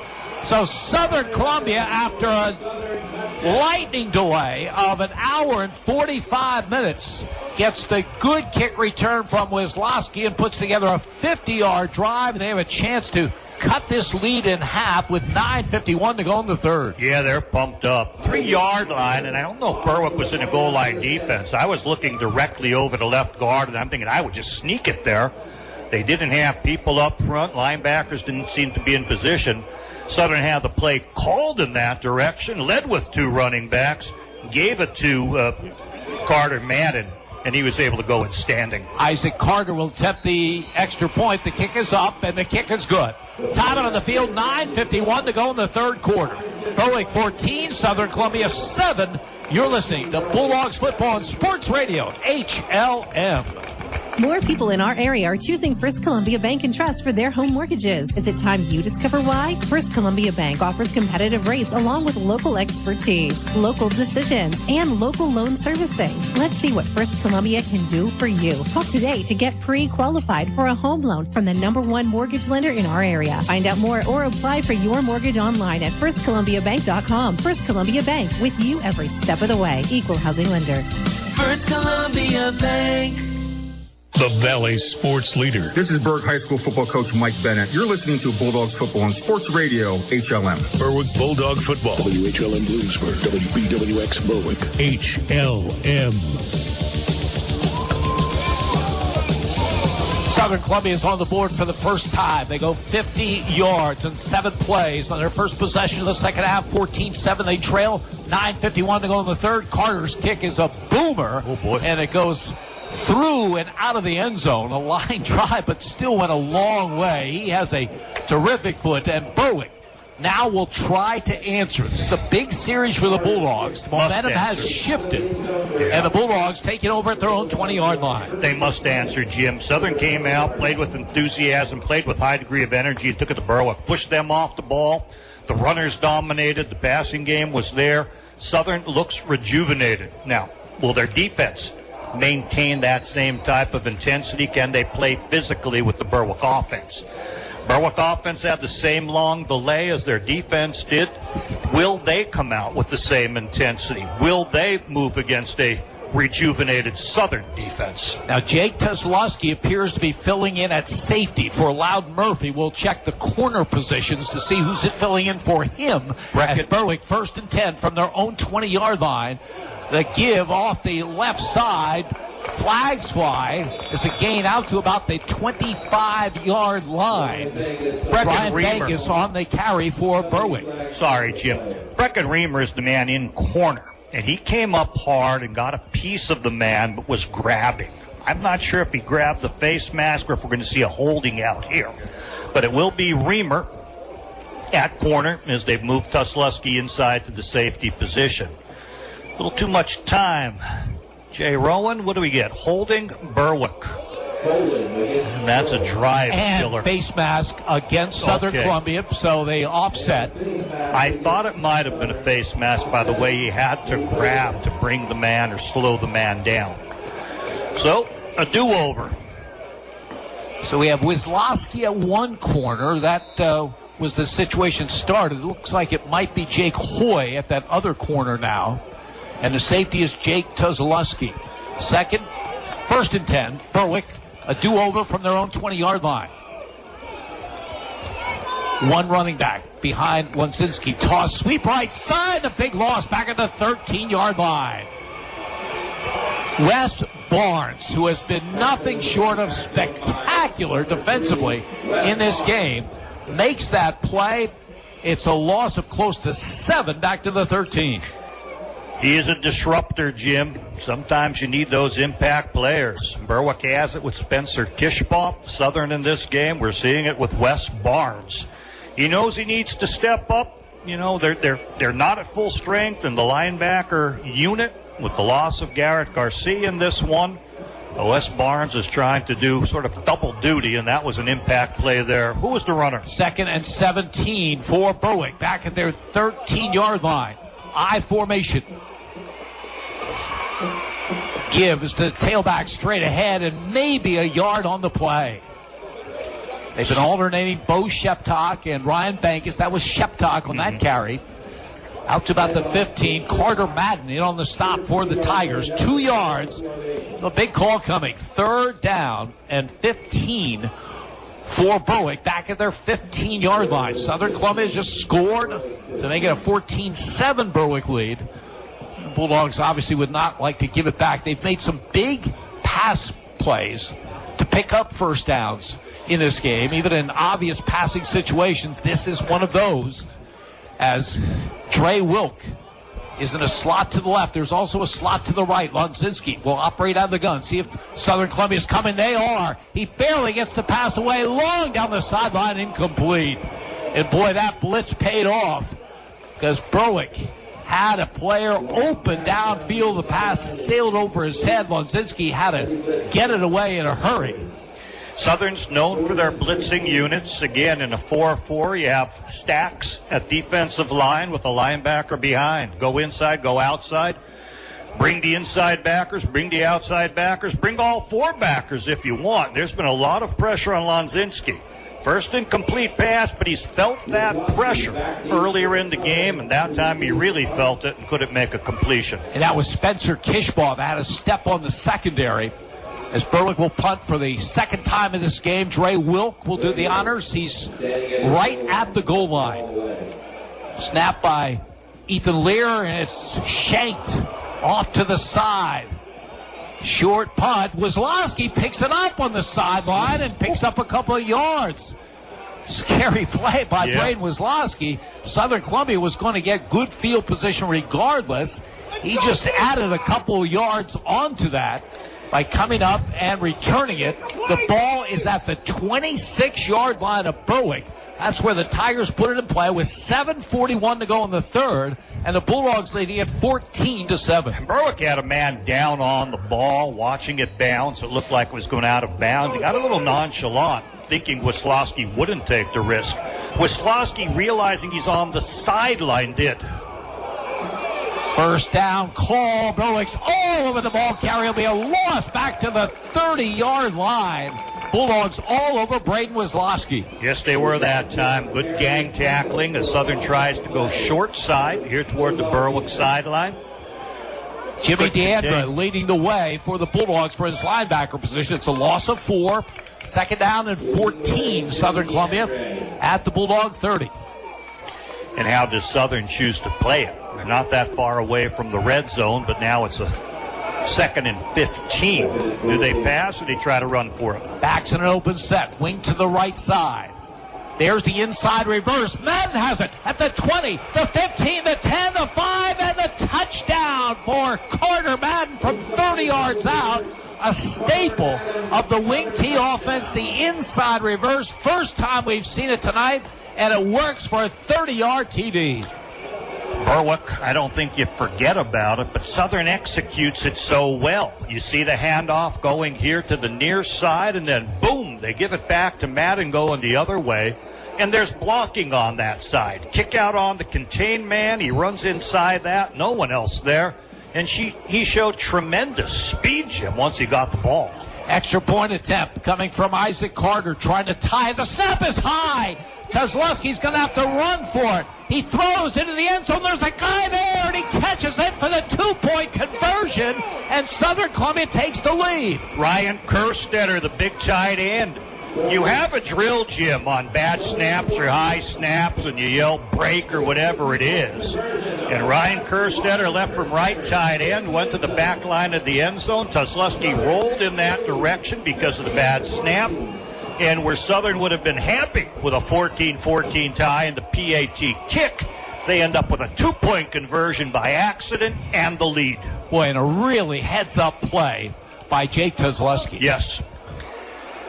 Yes, it was. And a good throw as well. The high snap brought him to his feet, and he knew he couldn't get down again and set it up for the snap. So immediately he knows, and he's a natural athlete. And the snap not only brought him to his feet, but brought him rolling to his right. And to find that receiver in the back of the end zone, I mean, you're going to throw it anyway because the risk of interception, who cares? You just lose the down unless they return it all the way. So good choice. Isaac Carter's high, booming kick again into the end zone. Another touchback. You know, we talked to Jim Roth this week, and we were talking about Isaac Carter, who, by the way, as a place kicker, is one of the strongest players on the team. But he's a soccer player, not a football player. but he's all football player when he gets his foot into it. Whoa. And it's just a matter of, if you go in the analytics, high school teams don't go 80-yard touchdown drives very often. So if you're kicking in the end zone, that's a huge advantage. Other levels bring that ball out to the 25 on the touchback. In high school, so few kickers can reach the end zone that they still keep it at the 20-yard line. We've seen him put 2 of them in there, and that sets Berwick at the tough field position. Bulldogs trying to regain momentum. Slot to the left, slot to the right. Lozinski out of the gun. Has the snap. Back to throw. Has time. Looks to the far side. Oh, he had a man open at the 40, and the ball came up short. Yeah, he had Bo Sheptalk out there on the far side, but he just couldn't get it out there far enough. He's been under a lot of duress throughout the game. That time a little bit more time, but you've been under pressure. You think you got to hustle it a little bit, and he underthrew that receiver. Sheptalk, had to put the sprags on, come to a fall, and then just couldn't get up close enough to that football to make the catch. 2nd and 10, Bulldogs at their own 20-yard line. This game has turned completely after an hour and 45-minute delay. Southern Columbia with the lead, 15-14. Lozinski again out of the gun, back to throw, big pass rush, rolling to his left, just throws it out of bounds and incomplete. Did a good job of getting it away in the direction of Ryan Banks. Of course, he was, with that new rule, he would have gotten credit for that because he was outside the tackle box, but the pressure coming on. Andy, is Berwick giving up on the run too soon? Hard to say. They're in tough position and they feel passes have been open. They were 5 for 5 at halftime. But they weren't really slowing down Southern Columbia's blitzes, and I think Southern's going to blitz as much for run support. Fill all the gaps at the line of scrimmage, get a yard penetration, and stop it that way since they were being pretty much out-muscled at the line of scrimmage. Then you turn some of these blitzes where you see the quarterback keep it, you're right on through to the quarterback. Outside linebacker, I believe it was Madden, had a good shot, but he took too sharp of an angle.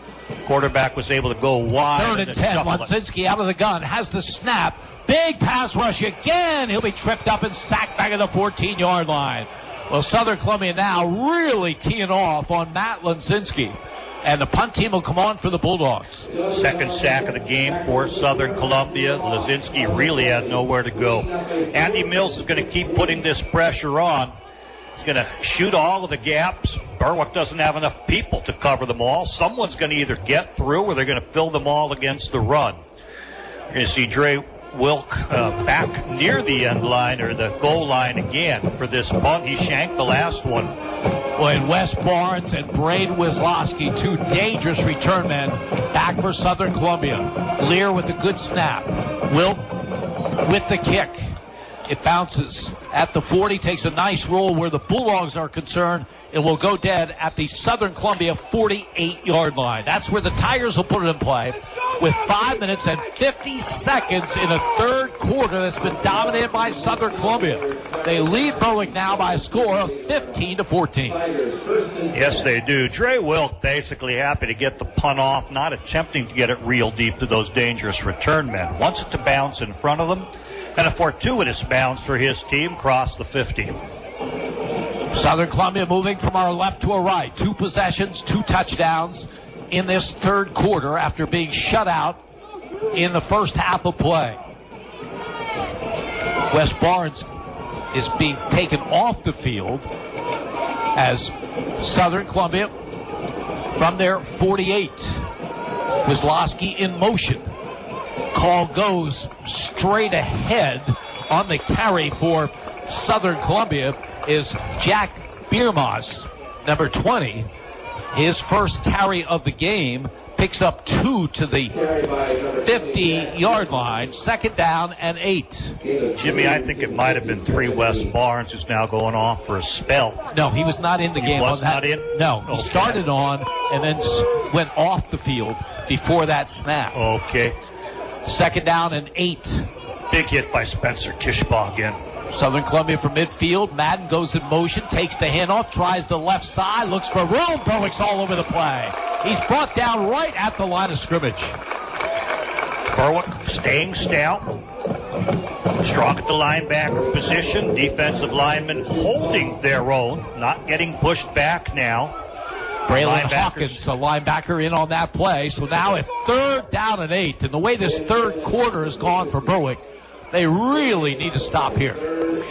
Yes, they do. Passing situation. Wise was 0 for 3 in the first half, but suffered 2 drop passes. 1 for 2 in this half.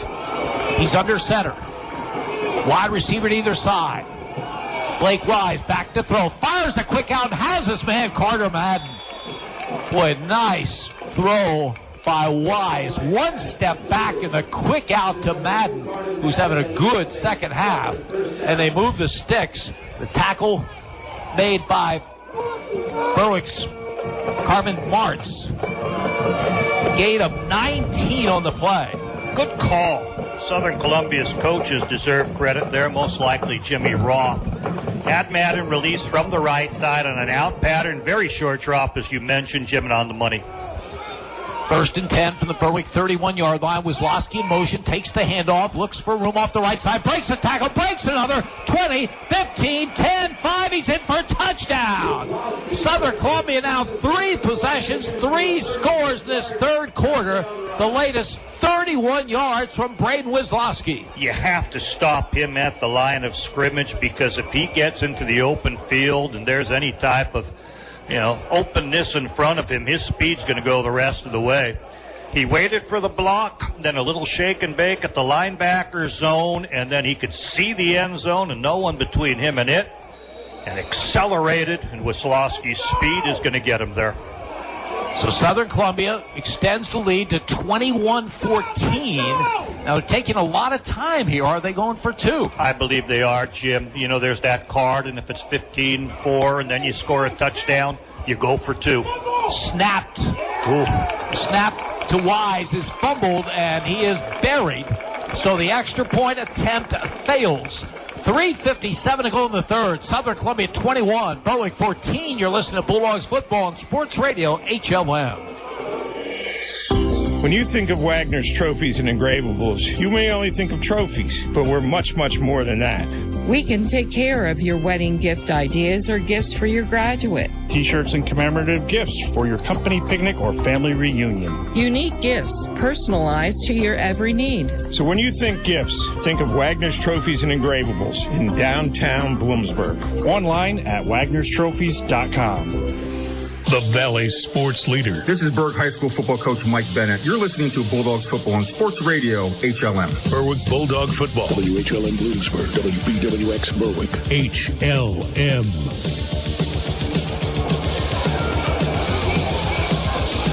For the third time in this quarter, Isaac Carter, the all-state kicker for Southern Columbia, has put the ball in the end zone. And again, Berwick will start from the 20-yard line. You'd be hard-pressed to find a football game where the teams were different in one half to the next. Berwick completely dominated the first half. Southern Columbia has completely dominated this third quarter, but still very much a game. Tigers leading 21-14, 3:57 to go in the third. A lot of press box chatter during that long intermission, Jim, about most people's memories show different halves after a long stop. Isaac Carter really making his presence known with 3 kicks into the end zone, that one the deepest yet. So Berwick. And we have a timeout called by the Bulldogs. We'll keep it here with 3:57 to go in the third. And Southern Columbia leading Berwick by a score of 21-14. I want to talk about Isaac Carter a little bit, Jim. When you get all-state recognition, it's because of the points you put up on PATs and field goals. And a lot of Southern success where they've had great kickers, they're regular, they're good, it's practice. These are good talents and good legs. They get more opportunities for PATs because of the points and touchdowns that Southern scores. And Isaac Carter coming back, the all-state credentials are there because of the points. But add in the length of these kickoffs to where a high school kid is putting them into the end zone and unreturnable. That last one 5 yards deep. He's quite the weapon. Yeah, that's more of a weapon than the extra points. You mentioned the extra points. There was a stretch not too long ago when a Southern Columbia kicker set the state record for extra points 3 years in a row, three different kickers. Yeah. So that's always available to you, but the kickoffs is a huge weapon. Berwick, 1st and 10th and 20. Bulldogs must get something going on offense here in the third quarter. They do, Jim. And, if they can get back that first quarter mindset where they were pushing Southern off the ball, that's what they need. Lonzinski under center. Gives it to Sheptock off the right side. He's got some running room and a good first down carry over the 25 out to the 27-yard line. Jake Hoyt played some nice contained to at least slow it down and force the man inside. But Sheptock with strong running breaks away from the potential tackle to grab at him and stretches that for 8 yards. Bo Sheptock had 20 carries last year. He's going to get a lot more this season. 2nd down and 2. Berwick from their own 28-yard line. Dre Wilk wide to the left side. Just one running back. It's Bo Sheptock. And he gets the call. Tries the left side, tripped up, but he gets close to the first down. Wes Barnes, an outside linebacker, stalemated the blocking back who came at him. And then the runner, Sheptock, had to decide inside or outside, and he couldn't really go either way, as Wes Barnes really played that well. Yeah, and Braden Wazlowski then came on and made the stop, and now Berwick, big call for them. They need to get something going. They have 3rd down and less than a yard at their 30-yard line. At the goal line, they snuck it. Tight splits. It is a quarterback keeper, and Matt Lonzinski uses that big body of his to pick up the first down. Yeah, you have a strong center in Liam Carroll. He goes 210 pounds. You know the timing of the snap where the defense doesn't. And as you mentioned, Lonzinski, 6', 217. It's a pretty easy call for the offensive coordinator. The knowing the snap count means so much. The defense can't go until it sees movement. They might even be a silent count where they call it goosing the center. You push up and he gets it and you go. There's so many good advantages where quarterback sneaks are hard to stop. 1st and 10, Berwick from their own 31-yard line. The give on the play. Boom. And not much doing. Maybe a half yard on the play for Ryan Bankus. Dominic Fedorov from his linebacker read that. Excuse me, that was Bo Sheptock. Bo Sheptock and met him in the hole. A strong play by Fedorov, who's not supported by his linebacker mate Garrett Garcia. But he has a resume of 134 tackles last season as a sophomore. He knows he has to hold the fort in there. Yeah, even more impressive. That was his freshman year when he did that. He's a sophomore now. 2nd down call coming. Play action. Lonzinski rolls right, fires, has a man, a completion over the 40 and out to the 47-yard line for first down. Nicely done. Rowan Slabinski makes the catch, and a good rollout and throw by Matt Lonzinski. Good coaching, Jim. They realize the pressure that Lonzinski's been under in straight dropback. Southern's blitzing. So move the quarterback. Roll him to the right. Right-handed thrower. Slabinski's a good-sized target. Able to hit him and make a nice play for his team. 15 yards on the reception as we come down to a minute remaining this third quarter. Southern Columbia clinging to a 21-14 lead. Berwick from their own 47. Dre Wilk wide to the left side. And now a slot to that side as Lonzinski under center gives off and nothing doing. The play didn't look comfortable from the start. Wes Barnes makes another play. Yes, he does. And if you're not strong, it's just not going to be there. Not confident, as you mentioned, the timing off, like they weren't sure of the snap count. The way Southern's ready to make that stop on that running back. 2nd down and 11. Berwick at their own 46-yard line. Maybe time for one more play in this third quarter, depending on how quickly the Bulldogs get this play off. Down to 6 and 5. Lonzinski out of the gun.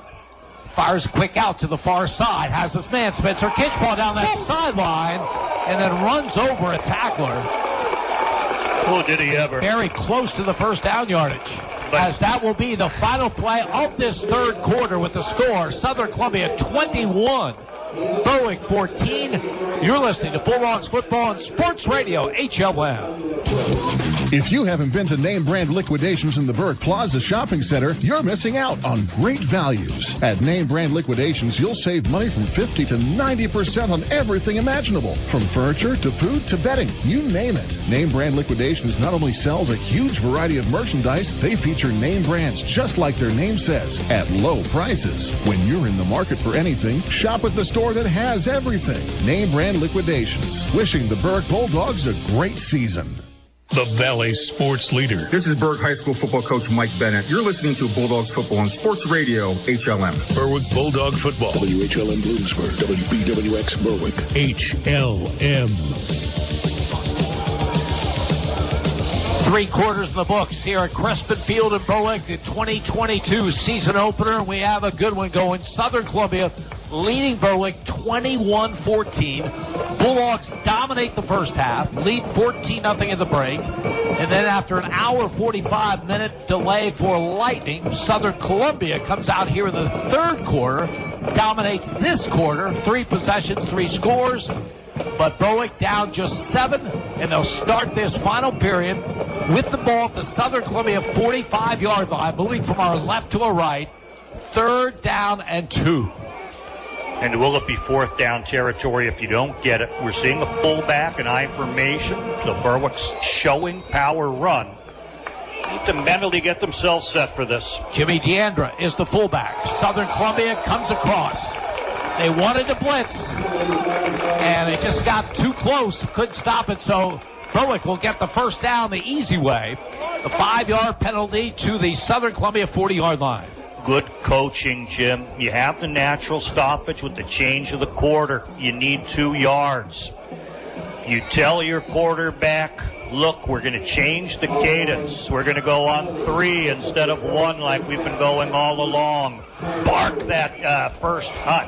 Draw them off. They want to blitz. They're going to want to stop us. And it was very successful. Good coaching. 1st and 10, Bulldogs at the Tiger 40. Onsinski under center.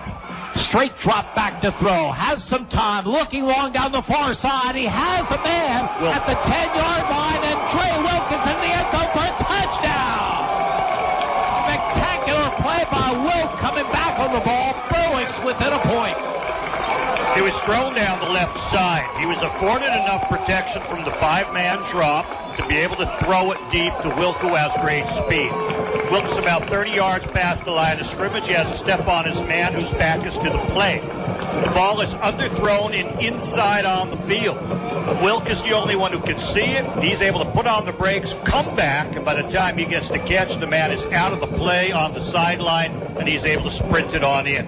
Luke Peters will try to tie it up. He left foots it up there and does so. 9 seconds into the 4th quarter. Berwick 21, Southern Columbia 21. You're listening to Bulldogs Football on Sports Radio HLM. Northeast Pennsylvania, it's your home. And no matter what stage of life you find yourself in, what you rely on most is security. When that house becomes a home, the moment you get that new car, when your dreams become a reality, it's times like this when you have to look to the experts for advice and financial peace of mind. They're there with innovative products and services to help you with your financial future every step of the way. Together, they will help dreams and goals become reality. They are more than a bank. They're your neighbor. They are First Keystone Community Bank, member FDIC, and equal housing lender. The Valley Sports Leader. This is Berwick High School football coach Mike Bennett. You're listening to Bulldogs Football on Sports Radio HLM. Berwick Bulldog Football. WHLM Bloomsburg. WBWX Berwick. HLM. Huge touchdown for Berwick. Capping an 80-yard, 8-play drive, a 40-yard touchdown pass. Matt Lonzinski to Dre Wilk. Wilk's 2nd touchdown reception of the game. Just 9 seconds into the 4th quarter, we are tied at 21. I'd be hesitant to kick this deep with the dangerous return men, Jimmy. It comes up short, fielded by one of the up men who goes down on the knee at the 27-yard line. So that's where Southern Columbia will put it in play. With the score tied at 21, Tigers have scored on their last 3 possessions after being shut out in the opening half. Boy, momentum, Jim. Both teams playing with a lot of energy, intensity, enthusiasm. And this is a barn burner of a second half. One team takes it to the other team comes on back just as strong. Blake Wise under center. Wing to either side.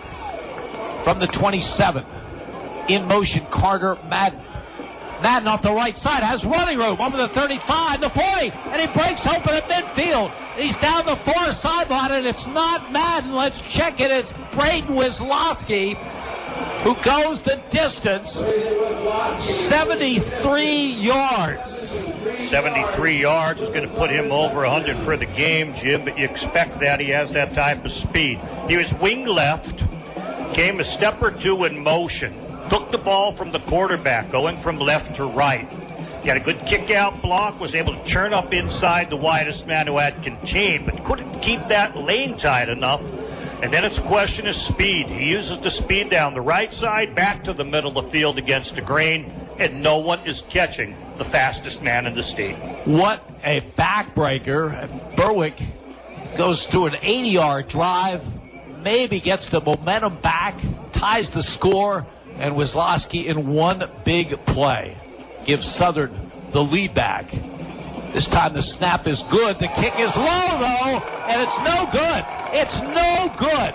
The All-State kicker had the ball partially blocked. It might have been Travis Geiger. We'll have to check. That's what I had, Jimmy, number 70. And that could be a huge play in this game. We'll keep it right here. We're still early in the fourth. Southern's taking the lead, but the lead is just 6. I saw number 70 get penetration up the middle, dive at the ball, but it wasn't kicked at the right altitude. It didn't have that good angle going up. It was kicked low where it could be blocked. And if our roster is correct, it is Draven Greiger, 5'10", 220-pound, 9th grader, getting the action. Wow. So Southern Columbia with the lead back. Carter's kicked the last 3 in the end zone. 4. Make it 4. This one goes 1 yard deep in the end zone. Ryan Backus had the opportunity. So it's 27-21. Southern Columbia, but lots of time left in this one, 11:36. Yes, there is, Jim, and both teams seem to be responding like prize fighters going at it and not giving up after round 10 or round 11 or round 12. Love the intensity both teams are playing at. Berwick now has to come back from the downer of allowing Southern to score, but should have gained some positive energy by the blocked PAT. So Bulldogs moving from our left to our right in this final period, down 6. Wanzinski under center. Runs into the ball carrier, who does get the football and gets about a yard to the 21-yard line before Chris Treshock can make the stop. Ryan Bankus was the back, but it was almost like they thought the play was going to the left side or the right side. A collision with the quarterback, 3 yards deep. Bankus able to push it ahead for half a yard, but the play's disturbed by the lack of execution early. 2nd and 9. Berwick from their own 21-yard line. Again, the Bulldogs an 80-yard touchdown drive on their last possession. Trey Wilk, who caught the touchdown pass, capping that drive, is wide to the right. Wanzinski's under center. He rolls right. He's looking for Wilk. He fires to the sideline. He's got a man. It's Spencer Kishbaugh, who gets out of bounds. Very close to the first down yardage. He may have it. They had two receivers on the same side of the field. One taking a corner deep was really blanketed well in coverage. I thought Lonzinski had nowhere to go after having all that time with the little bootleg action. But he found the underneath receiver in Kishbaugh, who normally can turn upfield and deliver a blow, but his momentum took him out of bounds. 1st and 10, 10 yards on the pickup on the pass to Spencer Kishbaugh, who's on a wing to the left. Now he shifts. He's on the right side. Offset I behind Lonzinski. First down call. There's a carry by Bankus off the right side. He runs into Jake Hoy, who makes the stop after a pickup of about 4. They want to get that running game going, Jim. They dominated in the first quarter of the game and well into the second half with their running game. You want to physically take control, pound it against Southern Columbia, keep their offense off the field. And with that mixed extra point, they look like they're in pretty good position if they can keep that running game going. 2nd down and 6 from the 35. Bo Sheptock is the tailback. Offset I behind Lonzinski. Sheptock gets the call, has some room, breaks free. Strong run by him for a first down out to the 45-yard line. It's not Sheptock, but Ryan Bankus out to the 44. He picked up 9 for a first down, and that's power running. It was, and then he was helped at the end. Leading the blocking was James DeAndrea. And at the end of the run, he saw tacklers coming in but couldn't bring Bankus down. So he assisted the runner, and you're allowed to now. Kept him upright, kept pushing the last 5 yards with the running back. 1st and 10, Berwick from the 44-yard line. Give on the play is to Bankus, and a terrific play for a loss behind the line of scrimmage. Dominic Fedorov, the sophomore who had over 100 tackles last year as a 9th grader, makes the play, a loss of a yard back to the 43. 2nd down and 11. Andy Mills, defensive coordinator for Southern, using his stunting units, decides to commit Dominic Fedorov inside, chooses the gap where the run is coming. Berwick's looking a little out of sync in the backfield, Jim. I don't like the closeness of the fullback and the running back. We've seen the quarterback bump into them. I'm not happy with the timing of their execution. Lonzinski has the shotgun snap.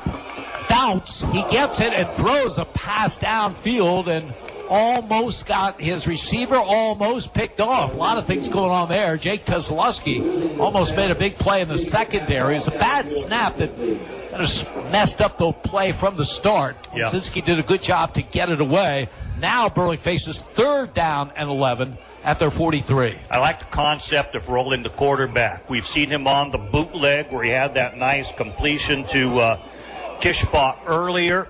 This time he picked up the bouncing ball and ran with it. May have been a designed rollout left anyway, but harder to get rid of it going in that direction, especially under duress. Spencer Kishbaugh wide left. Dre Wilk wide right. Lonzinski has the snap. He's back to throw. He has a little bit of time. Now it breaks down, and now he is sacked back at the 26-yard line. Looked like Tyler Arnold was the first one there to get his hands on Matt Lonzinski. It's back at the 27-yard line. 3rd sack of the game, and that is the big one. He tried to get the drop, and then when the pressure came, he had to drop further away. Arnold gave him a push backwards, and other Southern Columbia players were able to beat him back in that direction. So a huge loss on that play. 4th and 27 for Berwick as Braden Wisłowski and Wes Barnes back anticipating the punt from Dre Wilk. Ethan Lear does the long snapping for the Bulldogs. Wilk back at his own 14-yard line. Gets the kick away. Not particularly long. It's fielded by his father, Aaron Wilk, on the sideline for the Bulldogs, but it will be in Berwick territory. So 7:43 remaining, a big series upcoming. Berwick needs a stop. Southern Columbia can really make it tough with points on the board. Credit Andy Mills with this blitzing action and keeping his unit, sending this team back with that long sack. Southern, they're just not going to punt to those dangerous return men. Dre Wilk casually punting it short by design. Wise under center. The give on the play and a huge hole off the left side. No problems for Wes Barnes as he goes 44 yards for the score. Huge hole for him. Really was. I don't know what Southern's doing, if they're pulling people, trapping people. Maybe it's some misdirection that moves linebackers out of the area. But these seams were not there in the first half. Of course, there were limited offensive plays for Southern in the first half. Right now, the blockers are coming around, hitting their assignments, creating a seam, and when you have people up tight against Southern with their speed, whether it's Wes Barnes or Wisłowski, they're going to find that end zone. He did there. They will go for 2. Backs at an open set. Wise back to throw, fires, has a man on the far side for the completion and the 2-point conversion. It's Braden Wisłowski. Timeout on the field, 7:34 to go in the game. Southern Columbia 35, Berwick 21. You're listening to Bulldogs Football and Sports Radio HLM. Neighbor Fence Company has fencing for where you want it, serving Columbia, Montour, and Luzerne counties. Neighbor Fence provides top-quality residential and commercial fencing, vinyl, chain link, wood, aluminum, and ornamental fencing, plus vinyl railing and specialty products. Neighbor Fence Company, 1140 State Route 239 in Wapwallopen. Call 570-752-4423 or visit them online at neighborfencecompany.com. Neighbor Fence Company is a proud sponsor of local youth athletic teams. The Valley Sports Leader. This is Berwick High School football coach Mike Bennett. You're listening to Bulldogs Football on Sports Radio HLM. Berwick Bulldog Football. WHLM Bloomsburg, WBWX Berwick. HLM.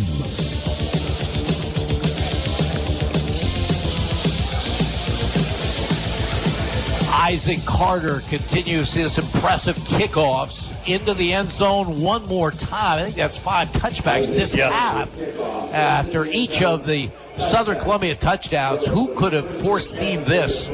Southern Columbia with 7 yards of offense in the opening half, no points, obviously, and then coming after a long lightning delay in this second half and putting 35 points on the board and leading this one 35-21, still 7:43 to go.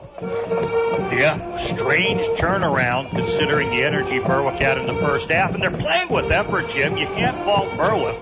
Southern's calling the right plays defensively, calling the right blitzes, making it happen. Onsinski back to throw. Quick out. Spencer Kishbaugh has it. Racing down the sideline. He did not go out of bounds. He's going to go the distance. 30, 25, 20, 15, 10, 5, 4. Berwick touchdown. The Bulldogs are still in this one. Simple little out. Quarterback got it in shotgun. Turned to his right. Threw it to Kishbaugh, who was barely past the line of scrimmage. But he got a block downfield, and he used it. He used the sideline for a guy of his size. You forget the athleticism and the speed. He was uncatchable once he started down that Berwick sideline. Huge touchdown when Berwick needed it. 80 yards altogether. And now trying to make it a 7-point game, Luke Peters. Snap, placement, kick is up, and the kick is no good. No good. Officials underneath looked at each other and gave it the good look, and it comes up as no good. So that makes our score 35-27 with still 7:32 to go. We think that Chris Treshock might have gotten a hand on that. And if so, it's a big play by him. It did knuckle. If so, it wasn't like a breakthrough, an obvious block. But maybe a little timing between snap, hold, and kick wasn't quite right. But as it started off, it looked like it was going to have a nice kick to it. But then it knuckled, and like you said, 2 officials right there. One looked at the other. You know, they're trying to confirm, did it reach the crossbar? And apparently when they looked, they felt no, it went under the crossbar. Carter Madden, Wes Barnes deep for Southern Columbia. Tigers have had some good returns. Last time Berwick kicked it short. We'll see how they do it on this one. Soccer style from the left side, stepping off just 3 steps, Jim. And it's an onside kick, and it takes a high bounce toward the sideline and goes out of bounds. Southern did not play that well. When I saw the 3-step approach, you had to wonder what's happening. He may not kick it deep, but it was an onside. Bounced very hard along the ground, went about 15.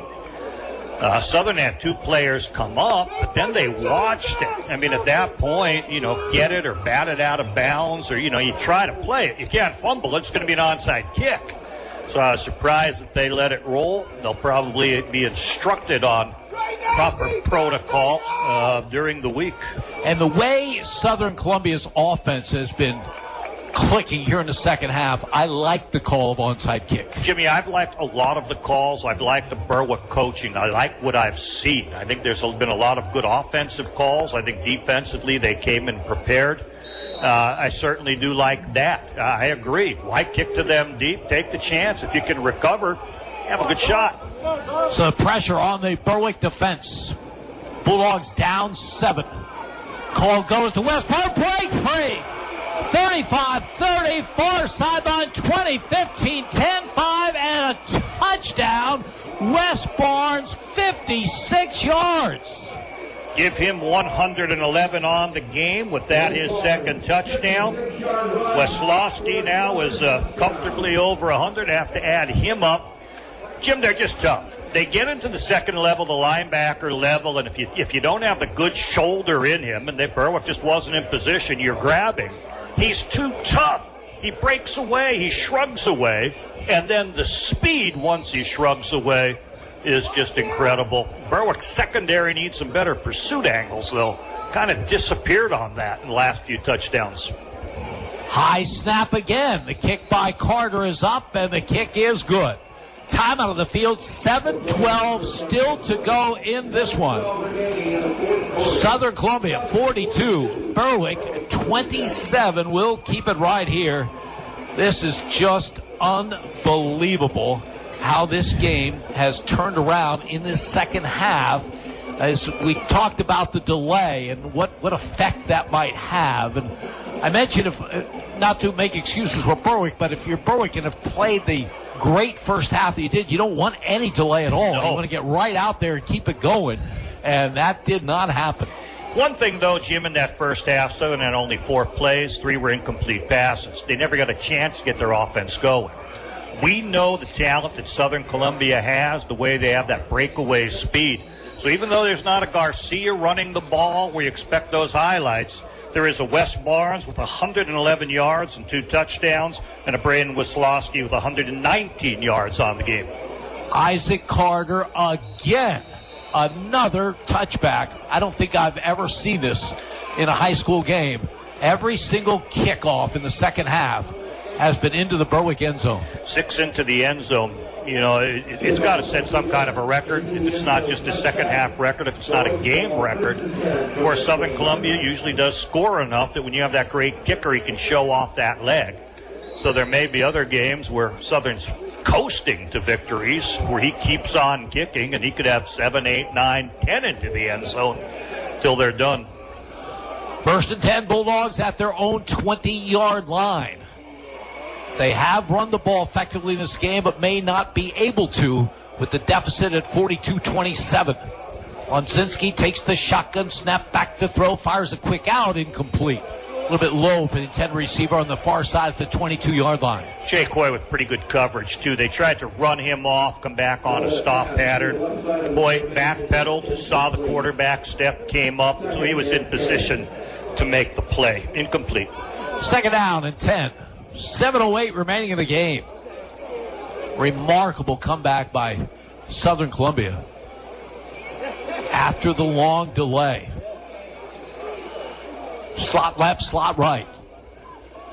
Matt Onsinski has the snap, back to throw, has time, fires to the far side, diving attempt at interception at the 38-yard line, and Jake Hoy has come up with it. Pass came up short, and Jake Hoy went down and got it, and the Tigers get it back with 7:02 to go. Previous play, he was up on the tight pass, so sometimes coaches think, you know what, maybe a little stop and go, and we can beat him as he comes up to the short pass. I don't know where the receiver was, but the ball comes up short. Quarterback's been pressured throughout this game. And Hoy coming back, diving forward, able to cradle the ball for the interception. Southern Columbia at the Berwick 39-yard line. Tight formation, backs in an open set. Long count by Wise, gives to Wisloski, sweeps the right side, has some room at the 35-yard line. Knocked out of bounds across the way. Braden Wisloski using that speed of his. Bo Sheptok makes the stop from his safety position for the Bulldogs. Run him on the corner, and he's dangerous. His speed alone is going to get him 5-6 yards if the blocking's there. They had enough blocking to let him get wide. 2nd and 5, Southern Columbia. Tigers would love to use a lot of clock on this possession and put this one away. They have the commanding lead at the moment, and they have a 2nd down and 5 at the Berwick 34-yard line. Again, backs in an open set. Wise gives straight ahead and nothing doing. No gain on the play. Yeah, a little fullback dive inside. It's a different number in there, Jimmy. Is it 39? Yes, That'll be it was. Gavin Krebs. Yeah. So Krebs with his first carry of the game, no gain to the 34-yard line. 3rd down and 5. Tigers doing a good job. This junior quarterback, Blake Wise, keeping an eye on that play clock as they come to the line of scrimmage and using as much of it as he can. Southern Columbia with the lead, 42-27. 6:18 and the clock running. Jimmy Roth sending the play in rather slowly with Blake Wise, so he has that clock running down 7-6-5 as they're ready for the snap. Give off the right side, the gain to about the 20-yard line. Carter Madden on the carry. Strong running, but not going to get the change, but it is where you're going to try to keep that running game going here on 4th down and try to power ahead and keep possession. 4th down and 1. Colton Bloom in there, so they'll probably going double tight ends on this 4th and short. Holding the huddle, as you mentioned, Jim, letting the clock tick on down. Be deliberate, but not too deliberate, because you certainly want to convert this 4th and a short 2. They'll come up to the line with 6 on the play clock. Quarterback keeper by Wise. I don't think he got it. Berwick comes up with a defensive stop. They went with the quarterback keeper. Wise off the left side, and Liam Carroll, among others, in on the stop for Berwick. A little surprised by the call. Quarterback Blake Wise, first carry of the game. It was a little longer than just a yard, where the snap count might get you that. And you've had such success with Wes Barnes, Braden Wisloski, Carter Madden. Surprised they didn't try to pound with someone a little bit bigger and stronger in the running game, getting momentum from the backfield. So that ends a streak of 6 consecutive possessions that Southern Columbia had scored. Berwick comes up with the stop. Bulldogs get the ball. 5:11 to go. They trail 42-27. Lonsinski out of the gun. Has the snap. Back to throw. Tyler Arnold in pursuit. He gets the sack. Arnold from his defensive end position. Well, Southern Columbia's been going with a lot of blitzing. That time it was just a defensive end on his own making a great play. I watched him on the offensive tackle trying to block him, Jim. He put a little outside swim fake and then swam to the inside. The question is, did he have to contain? Could the quarterback run around him? But Arnold too quick, getting in there and bringing the quarterback down.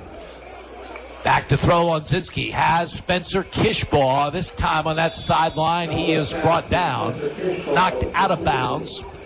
Carter Madden, Jake Hoy in on the play for Southern Columbia. Last time Berwick went to that play, Kishball raced down the sideline 80 yards for a score. That time it was defended well. And it will bring up 3rd down and 15. Bulldogs at their 25.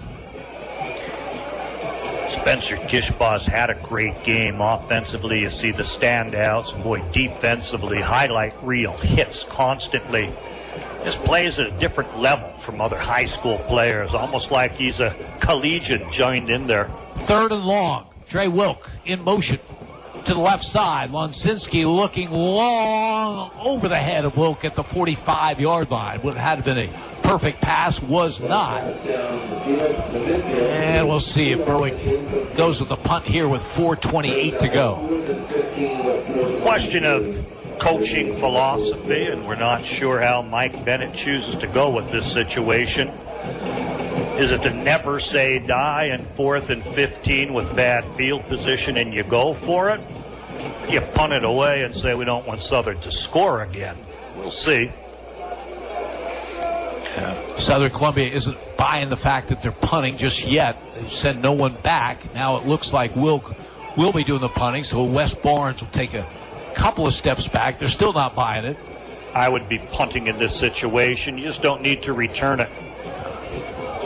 There is the kick by Wilk over midfield and rolls to the Southern Columbia 47-yard line. So that's where the Tigers will put it in play. With 4:19 to go in the game, Southern Columbia has put up 42 points in the second half after getting shut out in the first half, and they lead Berwick 42-27. Things don't get much easier for the Bulldogs next week as they travel to Valley View to take on the team that is the defending District 2 4A champs. I like the idea of punting there, Jim, and I like the notion that Southern had no one back. Another way Southern can really hurt themselves is through turnovers at this point. Don't put anyone back to turn it over. There's Wes Barnes straight ahead, and he'll get just about a yard on the play. 2nd down and 9 is Spencer Kishbaugh among the people in on the stop. Here's Tristan English now in the lineup as the linebacker. We mentioned earlier that he's missed a lot of practice time with some family issues, and they were going to put him in uniform tonight, maybe use him, maybe not, but the hope is that he'll be full bore next Friday at Valley View, because he is a terrific defensive player. He is, in my mind, sort of an all-state caliber guy you got to keep an eye on. When you throw him in with Kishbaugh and Wilk, you've got some real defensive standouts here. There's a run off the left side, gain to the Berwick 48-yard line. That's Harrison Snyder on the tackle. Yeah, nice tackle by him. Came down from his defensive end position in a 4-man stand, saw it going inside of him, broke on down with his read, grabbed the hold, and brought the man down. Berwick uses a timeout here. We'll keep it here.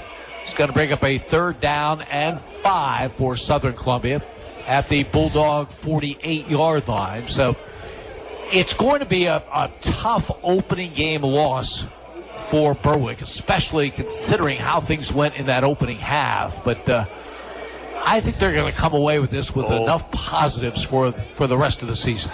I like a lot of what I've seen. I certainly like the intensity they played throughout the game. When you can limit Southern Columbia to 7 first-half plays, 3 of them being incompletes, you're going to limit one of the best offenses in the state. The problem is you get to that second half and they get to spread their wings and they check a few things out and they make some adjustments, and they just have that much talent. You know, they block so well, the fundamentals are good, the wing tee is deceptive. And give Wes Barnes or give Brandon Waslowski just a crack, and they can take it all the way. Big play potential's amazing. 3rd down call coming. Call goes straight ahead to Barnes. He does not get the first down. Gets within a couple to the Berwick 46-yard line. Berwick will again use a timeout. And Southern Columbia will have a chance to talk things over. Well, of course, you talk about adjustments and this and that. The winningest coach in the history of Pennsylvania had over 2 hours to figure this out. Just think it out. And I think it was a no-panic thing for Jimmy Roth. Jimmy's a very business-like guy. He's not one who's going to be screaming on the sidelines or get emotional with the players.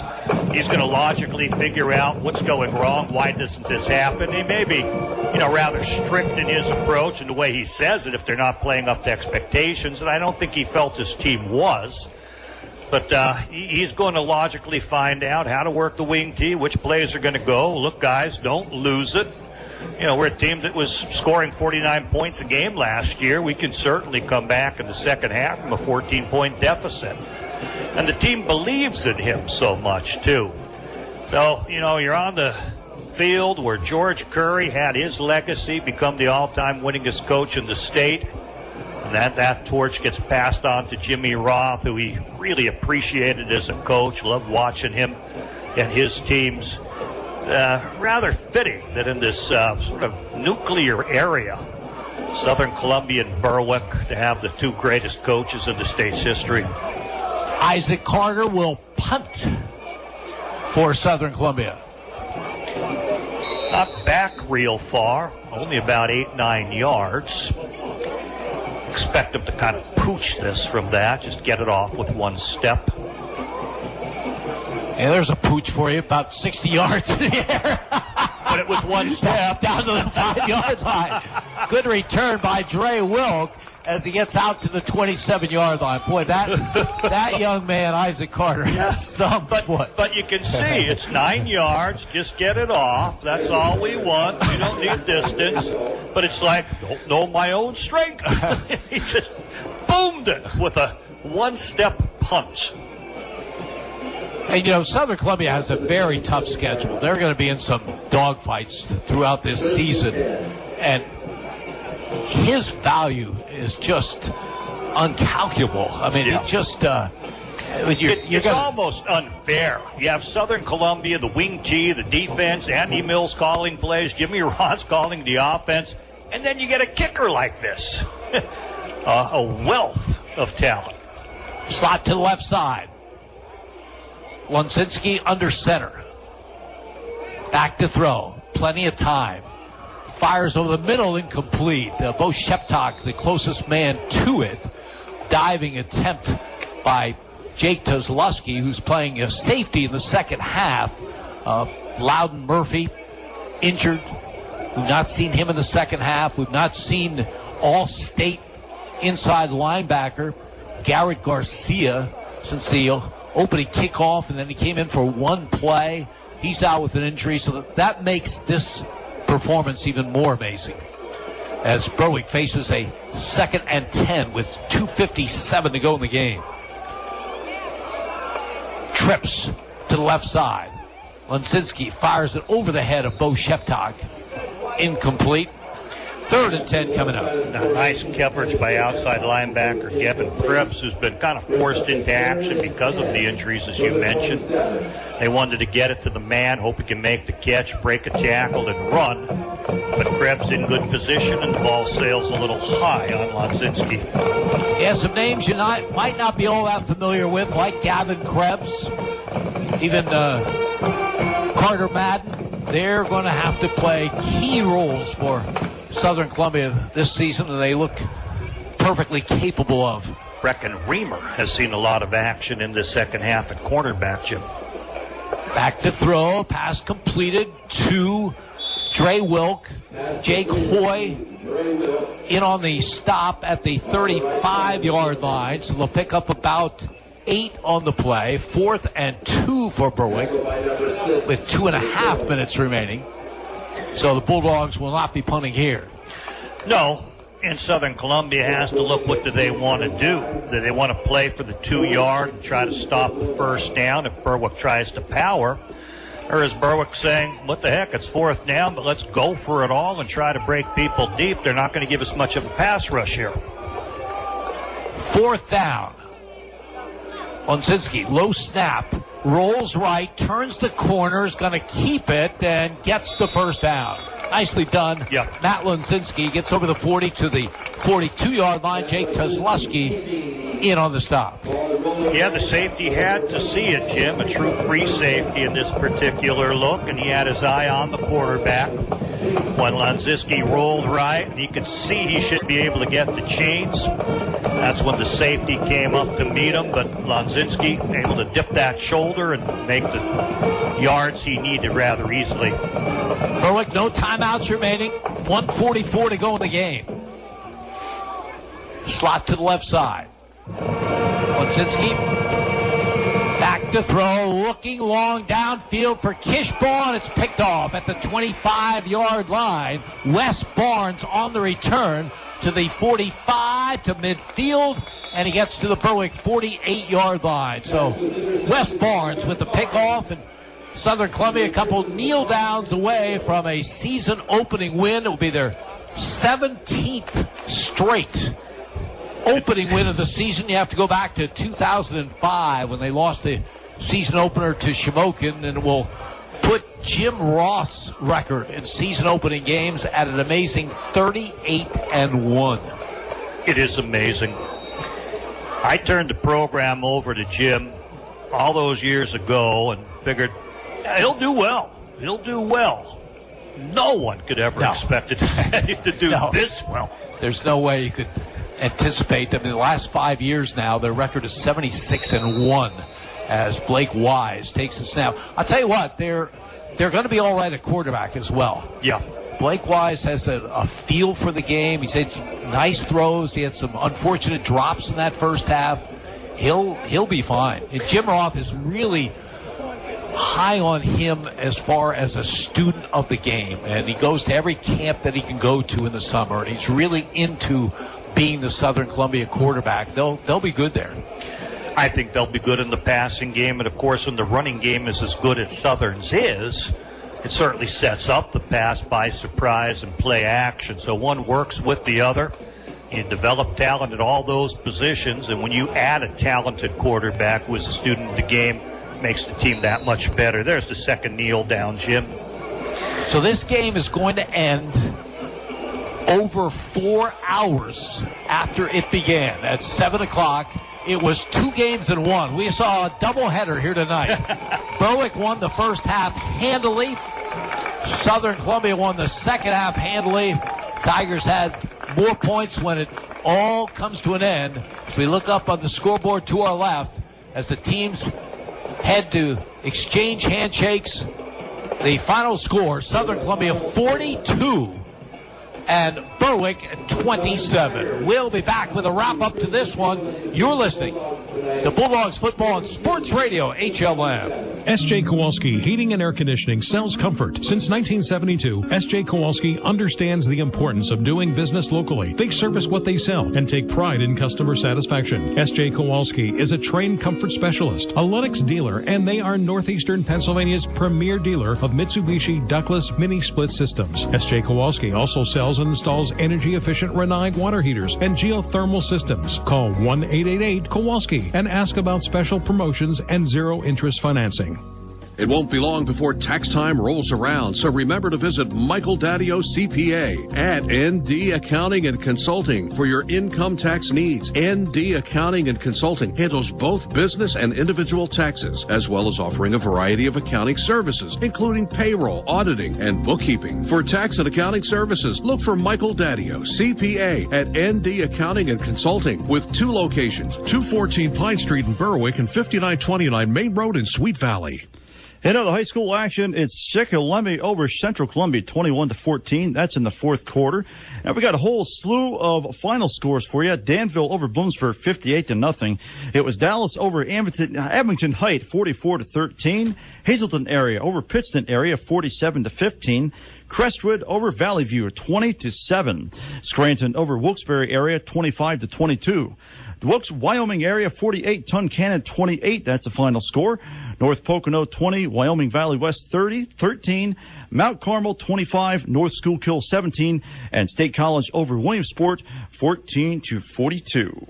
Red's Roofing, the roofing ninjas of Berwick, the roofing experts for all of our listening area. With over 30 years experience and great rates, why go anywhere else when Red's Roofing will get the job done right for your roofing, decks, and siding, specializing in metal roofs, rubber roofs, and shingles. Most of the work is done in one day. Red's Roofing, the roofing ninjas, now located in Dushore and also serving Bradford and Sullivan counties with owner Harry Titus, a supporter of the Berwick football team and St. Jude Children's Hospital. Call 570-752-4351.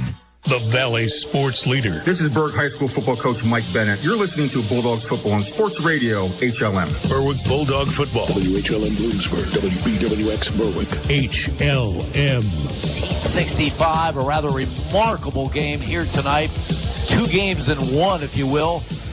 Berwick dominating the first half, Southern dominating the second half, and the Tigers coming out on top. 42-27, the final.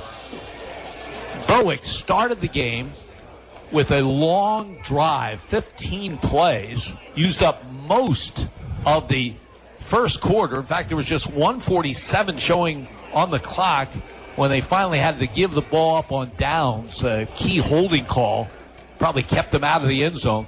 There's no scoring through one quarter, but in the second quarter, the Bulldogs got on the board on an 8-yard touchdown pass. Matt Lunzinski to Dre Wilk over the middle, capping a 9-play, 46-yard drive. A key play along the way, a 14-yard pass reception by Ryan Bankus, and a terrific catch it was as he batted the ball up in the air to himself and brought it down. Luke Peters, in his first varsity start off the soccer team, kicked the extra point. Berwick had a 7-0 lead. Loudon Murphy of Southern Columbia returned the ensuing kickoff for a touchdown, but a hold behind the play brought it back, and Southern Columbia never did get in the end zone. Berwick got in one more time, capping a 10-play, 72-yard drive on a 1-yard quarterback keep by Matt Lunzinski with 5.3 seconds to go in the half. Luke Peters with the extra point. Berwick led 14-0. How dominant were the Bulldogs in that opening half? 170 yards total offense to just 7 for Southern Columbia. Then we were ready to start the second half. Kickoff about to come. The officials blew the whistle.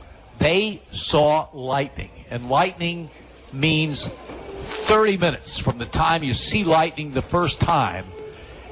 And then if you see it again, which came again, you start that 30-minute clock again. All told, it was about an hour and 45 minutes before this game resumed.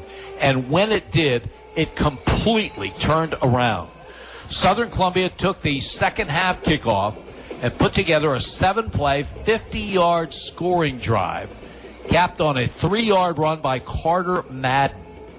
The biggest play along the way, Blake Wise just barely got a pass away to Wes Barnes, who went 23 yards, picked up the first down. Later there was a 17-yard run by Braden Wisłowski. That set up Carter Madden's run.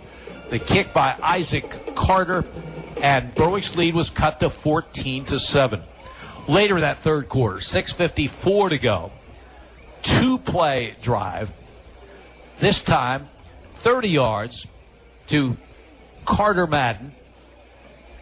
Kozlowski then fielded a high snap for the extra point, rolled right, and threw to Ryan Kerstetter for a 2-point conversion, and Southern took the lead 15-14 with 6:54 to go in the third, and they weren't done in the third. Braden Wisłowski, a 31-yard touchdown run, capping a 4-play, 52-yard drive. Again, a fumbled snap, extra point, no good, but Southern led 21-14 after 3. Berwick stayed in the game. Starting the fourth quarter, just 9 seconds into the quarter, Matt Lunzinski, a 40-yard touchdown pass to Dre Wilk, capping an 8-play, 80-yard drive. Luke Peters with the extra point tied the score at 21, but Southern Columbia kept it going. They scored on their first 6 possessions of the second half. In that fourth quarter, it came right back 15 seconds after Lunzinski's touchdown pass. Braden Wisłowski, a 73-yard run. Extra point attempt was blocked. Southern led 27-21. Tigers got it the next time. Wes Barnes, a 44-yard touchdown run. Wise to Wisloski for the 2-point conversion, 35-21. Next time Berwick got it, 7:22 to go. Matt Lenzinski pass to the sideline to Spencer Kishbaugh, who raced 80 yards for the touchdown. Peter's extra point was no good, but it was 42-27. And the cap of the scoring was 7:12 to go. Wes Barnes, a 56-yard run. Tigers win this one 42-27, all 42 points coming in the second half. Stats were lopsided at the half, 170-7 in total yardage. They turned around in that second half. Stats with Andy Ulickney. Yeah, Southern finishes with 331 yards. I'm looking at the math, and I have 311 yards for Berwick as they kept on plugging. Berwick had a lot more plays in the course of the game. 62 plays to Southern's 31. Let's look at the Southern Columbia stats. I might have actually read it backwards. They finished with 311. 279 on the ground, 32 in the air. Passing, Blake Wise looked good, but a couple drops certainly hurt his numbers. 2 completes in 6 attempts officially. No interceptions in 32 yards. Wes Barnes got a 23-yard pass. Carter Madden took one for 9. But it's the running game that sets Southern Columbia apart. 2 runners at the 100-yard mark in the course of the game. As expected, Wes Barnes and Braden Wisloski using toughness and speed to set the tone, especially in that second half. Well, totally in that second half, as Southern had just 7 yards rushing in the first half. Wes Barnes finishes with 8 carries, 115 yards. Braden Wisloski, 9 carries, 125 yards. Carter Manning coated the ball quite a bit, earned a touchdown, 3 carries, 36 yards for him. Jack Birmasa, 5-yard carry. Gavin Krebs, 1 for nothing up the middle. Blake Wise, a couple sneaks and a couple kneel downs. Give him 3 for -2 as he ended the game. 279 on the ground for Southern Columbia on 25 carries. So once they got it going, that team that averages so high averaged about 10 yards a carry. Add the 32 in the air, a total for Southern Columbia 311 yards. Over 300 in the second half because it was just 7 yards at halftime. Got to feature Isaac Carter. We were counting how many times he would hit the end zone. I think all 6 times in the second half with his kickoffs. Tried to pooch punt, not successful at the pooch part. Sent 60 yards downfield with 1 step. Let's look at Berwick. I thought it was an impressive performance against a very good team, obviously in the first half, but they never gave up. The running game, they're going to look at 76 yards on 42 carries. They had 85 in the first half, but Berwick really toughened up. And then pressure on Matt Lonzinski sets him backwards. 4 sacks by my count. He finishes 11 for -20. So that's where Berwick ends up going backwards a little bit. I have Bo Sheptock with 15 carries for 49 yards. Ryan Bankus with 12 for 33. But, you know, you run a number 2 and a number 5, and they're both smaller fellows.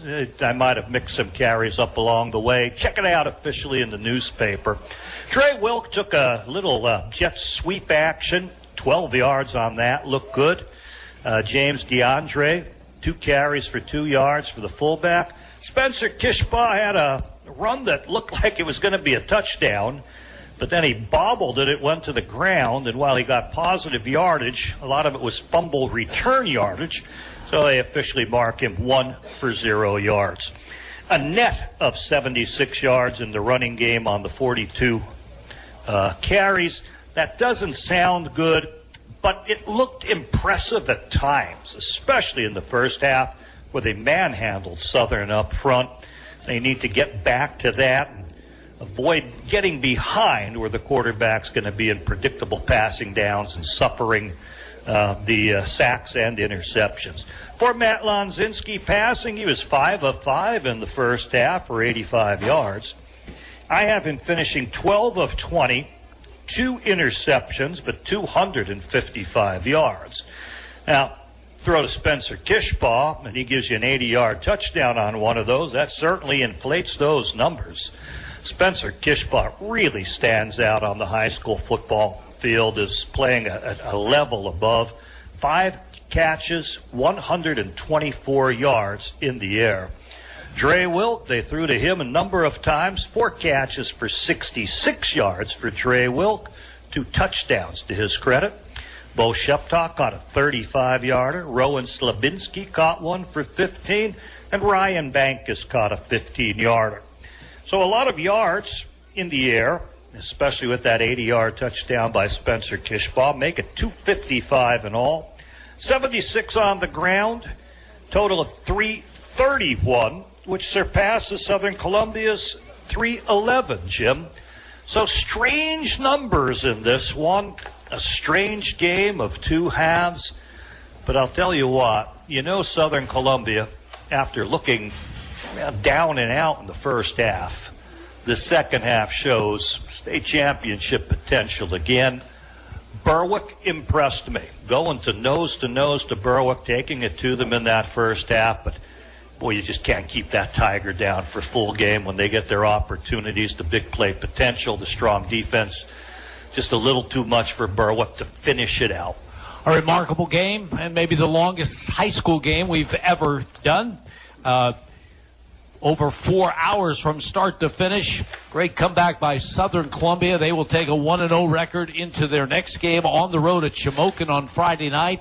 Things get just as tough for Berwick as they'll travel to Peckville on Friday to go against the District 2 Quad A defending champions from Valley View. We hope you'll join us for that one. We'll be on the air starting with the Coach Bennett Show at 6. The final again tonight, Southern Columbia 42, Berwick 27. For Andy Lickney, our spotter, Al Lanaconis, and our producer, Jay Klein, this is Jim Doyle reminding you heard it live on Sports Radio, HLM.